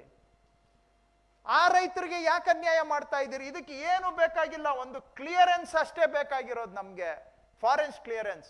4 ವರ್ಷದಿಂದ ಹೇಳ್ತಾನೆ ಇದ್ದಾರೆ. ಅಲ್ಲಿ ಯಡಿಯೂರಪ್ಪನವರಿದ್ದಾಗೂ ಹೇಳಿದ್ರು, ಪ್ರಹ್ಲಾದ್ ಜೋಶಿ ಅವರು ಹೇಳಿದ್ರು, ಎಲ್ಲ ಸ್ಟೇಟ್ಮೆಂಟ್ಗಳಲ್ಲೇ ಬಂದ್ಬಿಟ್ಟು ಇನ್ನೇನು ಹೋಗಿ ಒಂದ್ಸತಿ ಪಬ್ಲಿಕ್ ಮೀಟಿಂಗ್ ಕರೆದು ಅಲ್ಲಿ ಪಬ್ಲಿಕ್ ಪ್ರೋಗ್ರಾಮ್ ಅಲ್ಲೇ ಅನೌನ್ಸ್ ಮಾಡ್ಬಿಟ್ರೆ ಎಲ್ಲ ಕ್ಲಿಯರ್ ಆಗ್ಬಿಟ್ಟಿದೆ ಅಂತ. ಆದ್ರೆ ಇಲ್ಲಿವರೆಗೂ ಕೂಡ ಎನ್ವೈರ್ಮೆಂಟಲ್ ಕ್ಲಿಯರೆನ್ಸ್ ಬಂದಿಲ್ಲ. ಯಾಕೆ ಅನ್ಯಾಯ ಕರ್ನಾಟಕಕ್ಕೆ? ಸುಪ್ರೀಂ ಕೋರ್ಟ್ ಆರ್ಡರ್ ಆದ್ಮೇಲೆ ನೀವು ಪೆಂಡಿಂಗ್ ಇಟ್ಕೊಳ್ಳೋದ್ರಲ್ಲಿ ಏನ್ ಅರ್ಥ ಇದೆ? ಗೋವಾಗೆ ಕೊಡ್ಬೇಕಾಗಿರ್ತಕ್ಕಂಥ ಪಾಲನ್ನ ಕೊಟ್ಟಿದ್ದಾರೆ ಟ್ರಿಬ್ಯುನಲ್ ಅಲ್ಲಿ. ನಾವು ಅವ್ರ ಪಾಲಿನಲ್ಲಿ ಕೈ ಹಾಕ್ತಾ ಇಲ್ಲ. ನಮಗೆ ಬಂದಿರೋ 7.25 TMC ಮಾತ್ರ ಬಳಕೆ ಮಾಡಿಕೊಳ್ಳುವಂತಹದ್ದು, ಬೇರೆಯವ್ರದ್ದು ಬೇಡ ನಮ್ಗೆ. ನಮ್ಮ ಪಾಲು ಬಳಸ್ಕೊಳ್ಳಕ್ಕೂ ಬಿಡ್ತಾ ಇಲ್ವಲ್ಲ, ಯಾಕೆ ಅನ್ಯಾಯ? ಇದು ಮಹದಾಯಿ ವಿಷಯ. ನೆಕ್ಸ್ಟು ಮೇಕೆದಾಟು. ತಮಗೆ ಗೊತ್ತಿರೋ ಹಾಗೆ ಕೆಲವು ವರ್ಷ ಕಾವೇರಿ ನದಿಯಲ್ಲಿ 100 TMC ತಮಿಳುನಾಡಿನ ಭಾಗಕ್ಕೆ ಎಷ್ಟು ಕೊಡಬೇಕೋ ಅದಕ್ಕಿಂತ ಅಡಿಷನಲ್ ಆಗಿ 100 TMC 60 TMC ಹರಿದು ಹೋಗುತ್ತೆ. ಕೆಲವು ವರ್ಷ ಚೆನ್ನಾಗಿ ಮಳೆ ಆದರೆ ತಮಿಳುನಾಡಿಗೆ ನಾವೇನು ಬಹುಶಃ 277 ಕೊಡ್ಬೇಕೇನೋ TMC ಅಷ್ಟು, 192 TMC 192 ಕೊಡಬೇಕು. ನಾಗೇಂದ್ರನವರು ಅವರ ಪಾಲಿಗಿಂತ ಹೆಚ್ಚು 60ರಿಂದ 100-120 TMC ಹರಿದು ಹೋಗುತ್ತೆ. ಆದ್ರೆ ಮುಂದಿನ ವರ್ಷಕ್ಕೆ ಪ್ರಾಬ್ಲಮ್ ಆಗುತ್ತೆ, ಯಾಕಂದ್ರೆ ಮಳೆ ಆಗಲ್ಲ. ಅದಕ್ಕೆ ನಾವೇನ್ ಹೇಳಿದೀವಿ, ಒಂದು ಬ್ಯಾಲೆನ್ಸಿಂಗ್ ರಿಸರ್ವಾಯರ್ ಮಾಡಿಕೊಂಡು ನೀರನ್ನ ಹಿಡಿದಿಟ್ಕೊಂಡ್ರೆ ಮುಂದಿನ ವರ್ಷ ಕೊರತೆ ಬಾರದಾಗೆ ತಮಿಳುನಾಡಿಗೂ ಕೊಡ್ಬೋದು, ಅದರಲ್ಲಿ ಸ್ವಲ್ಪ ಬೆಂಗಳೂರಿಗೆ ಕುಡಿಯೋ ನೀರಿಗೂ ನಾವು ಉಪಯೋಗಿಸ್ಕೋಬಹುದು ಅಂತ ನಮ್ಮದು. ನಾವು 2019ರಲ್ಲಿ DPR ಅನ್ನ ಪ್ರಿಪೇರ್ ಮಾಡಿ, ಡೀಟೇಲ್ಡ್ ಪ್ರಾಜೆಕ್ಟ್ ರಿಪೋರ್ಟ್ ಪ್ರಿಪೇರ್ ಮಾಡಿ 2019ರಲ್ಲಿ ಸೆಂಟ್ರಲ್ ಗವರ್ಮೆಂಟ್ಗೆ ಕೊಟ್ಟಿದ್ದೇವೆ. ಆವತ್ತು ನಾನು ಆ ಸರ್ಕಾರದಲ್ಲಿ ಸಚಿವನಾಗಿದ್ದೆ. ಕ್ಯಾಬಿನೆಟ್ ಅಲ್ಲಿ ನಾವು ಕ್ಲಿಯರ್ ಮಾಡಿ 2019 ಸಬ್ಮಿಟ್ ಮಾಡಿದ್ದೀವಿ. ಈಗ ಎಷ್ಟು ವರ್ಷ ಆಯ್ತು? 5 ವರ್ಷ ಆಯ್ತು. ಇಲ್ಲಿವರೆಗೂ ಕೂಡ ನಮ್ಮ DPRಗೆ ಅಪ್ರೂವಲ್ ಕೊಟ್ಟಿಲ್ಲ. ಇದು ನೀವು ಅನ್ಕೊಳ್ಬಹುದು ಕಾವೇರಿ ವ್ಯಾಜ್ಯ ಇದೆ ಅಂತ. ಆದ್ರೆ ನೆಕ್ಸ್ಟ್ ತೋರಿಸಿ, ಸುಪ್ರೀಂ ಕೋರ್ಟ್ನವರು ಅದ್ರ ಬಗ್ಗೆ ಏನ್ ಹೇಳಿದ್ದಾರೆ ಅನ್ನೋದನ್ನ ದಯವಿಟ್ಟು ಓದಬೇಕು. While hearing MA 1871 of 23 etc. filed by Tamil Nadu and Karnataka, the Supreme Court on 21/9/23 had occasion to reflect on Mekedatu. Mr. Justice Gawai orally observed that as long as state of Karnataka adheres to direction of tribunal in releasing water, Tamil Nadu should not have any objection for any number of projects that Karnataka would like to take up. Justice Gawai ಹೇಳಿರೋದು ಏನಂದ್ರೆ, ನಾವು tribunal order revised by supreme court, ಅದರ ಪ್ರಕಾರ ತಮಿಳುನಾಡಿಗೆ ಏನು allocation ಕೊಟ್ಟಿದ್ದಾರೆ ಅಷ್ಟು ನೀರನ್ನ ತಮಿಳುನಾಡಿಗೆ ಬಿಟ್ಟು ಉಳಿಕೆ ನೀರಿನಲ್ಲಿ ಕರ್ನಾಟಕ ಏನೇ ಪ್ರಾಜೆಕ್ಟ್ ಮಾಡಿದ್ರು ಕೂಡ ಯಾರು ಅದಕ್ಕೆ ಅಬ್ಜೆಕ್ಷನ್ ಮಾಡಬಾರದು, ತಮಿಳುನಾಡು ಮಾಡಬಾರದು. ಸೆಂಟ್ರಲ್ ಗವರ್ಮೆಂಟ್ನವರು ಬೇಕಾದ್ರೆ ಕರ್ನಾಟಕದ ಮೇಕೆದಾಟು DPRಗೆ ಒಪ್ಪಿಗೆ ಕೊಡಬಹುದು ಅಂತ ಸುಪ್ರೀಂ ಕೋರ್ಟ್ ಒಪಿನಿಯನ್ ಕೊಟ್ಟಿದ್ದಾರೆ. So legally it is clear. ಆದ್ರೆ ಕೂಡ ನಾವು ಪ್ರಧಾನ ಮಂತ್ರಿಗಳನ್ನ ಭೇಟಿ ಮಾಡಿದ್ವಿ ಡಿಸೆಂಬರ್ 19ನೇ ತಾರೀಕು. ನಾನು ಮುಖ್ಯಮಂತ್ರಿಗಳು ಮೇಕೆದಾಟುನು ಪ್ರಸ್ತಾಪ ಮಾಡಿದ್ವಿ, ಸ್ವಾಮಿ ಅದೊಂದು ಮಾಡಿಕೊಡಿ, ಬೆಂಗಳೂರಿಗೆ ನೀರ್ ಪ್ರಾಬ್ಲಮ್ಗೆ ಸಾಲ್ವ್ ಆಗುತ್ತೆ ಅಂತೇಳಿ ಅಂತ. ಅವರು ಹೇಳ್ತಾರೆ, ನೀವು ಅವರು ತಮಿಳುನಾಡು ಚೀಫ್ ಮಿನಿಸ್ಟರ್ ಇಬ್ರು ಮಾತಾಡ್ಕೊಳ್ಳಿ, ನಾನೇನು ಅಂತ ಹೇಳ್ತಾರೆ. ಅವ್ರು ಇನ್ನೂ ಸ್ವಲ್ಪ ಕ್ರೂಡ್ ಆಗಿ ಹೇಳಿದ್ರು, ಇಲ್ಲಿ ಬೇಡ, ಯಾಕಂದ್ರೆ 4 ಗೋಡೆ ಮಧ್ಯೆ ಆಗಿದ್ದ ಚರ್ಚೆ ನಾನು ಹೊರಗಡೆ ಹೇಳುವಂತಹದ್ದು ಗೌಪ್ಯತೆ ಸರಿ ಇರೋದಿಲ್ಲ. ಆ ರೀತಿ ಅವರು ಅದಕ್ಕೆ ಉತ್ತರ ಕೊಟ್ಟರು. ಮಹದಾಯಿಯಲ್ಲಿ ಅನ್ಯಾಯ, ಅಪ್ಪರ್ ಭದ್ರಾಗೆ ಅನ್ಯಾಯ, ಮೇಕೆದಾಟುಗೂ ಅನ್ಯಾಯ. ಯಾಕೆ ಇಷ್ಟೆಲ್ಲ ದೇಶದಲ್ಲಿ ಯಾರಿಗಾದ್ರೂ ಒಬ್ರಿಗೆ ಅನ್ಯಾಯ ಆಗ್ತಾ ಇದೆ ಅಂದ್ರೆ ಏನ್ ಕಾರಣ ಇದಕ್ಕೆ? ಇದನ್ನ ನಾವೆಲ್ಲರೂ ಕೂಡ ವಿಚಾರ ಮಾಡಬೇಕು. ಇನ್ಯಾವುದಾದ್ರೂ ಇದೆಯಾ? ಇಷ್ಟು ನಾನು ಹೇಳ್ತಕ್ಕಂಥ ವಿಷಯಗಳು.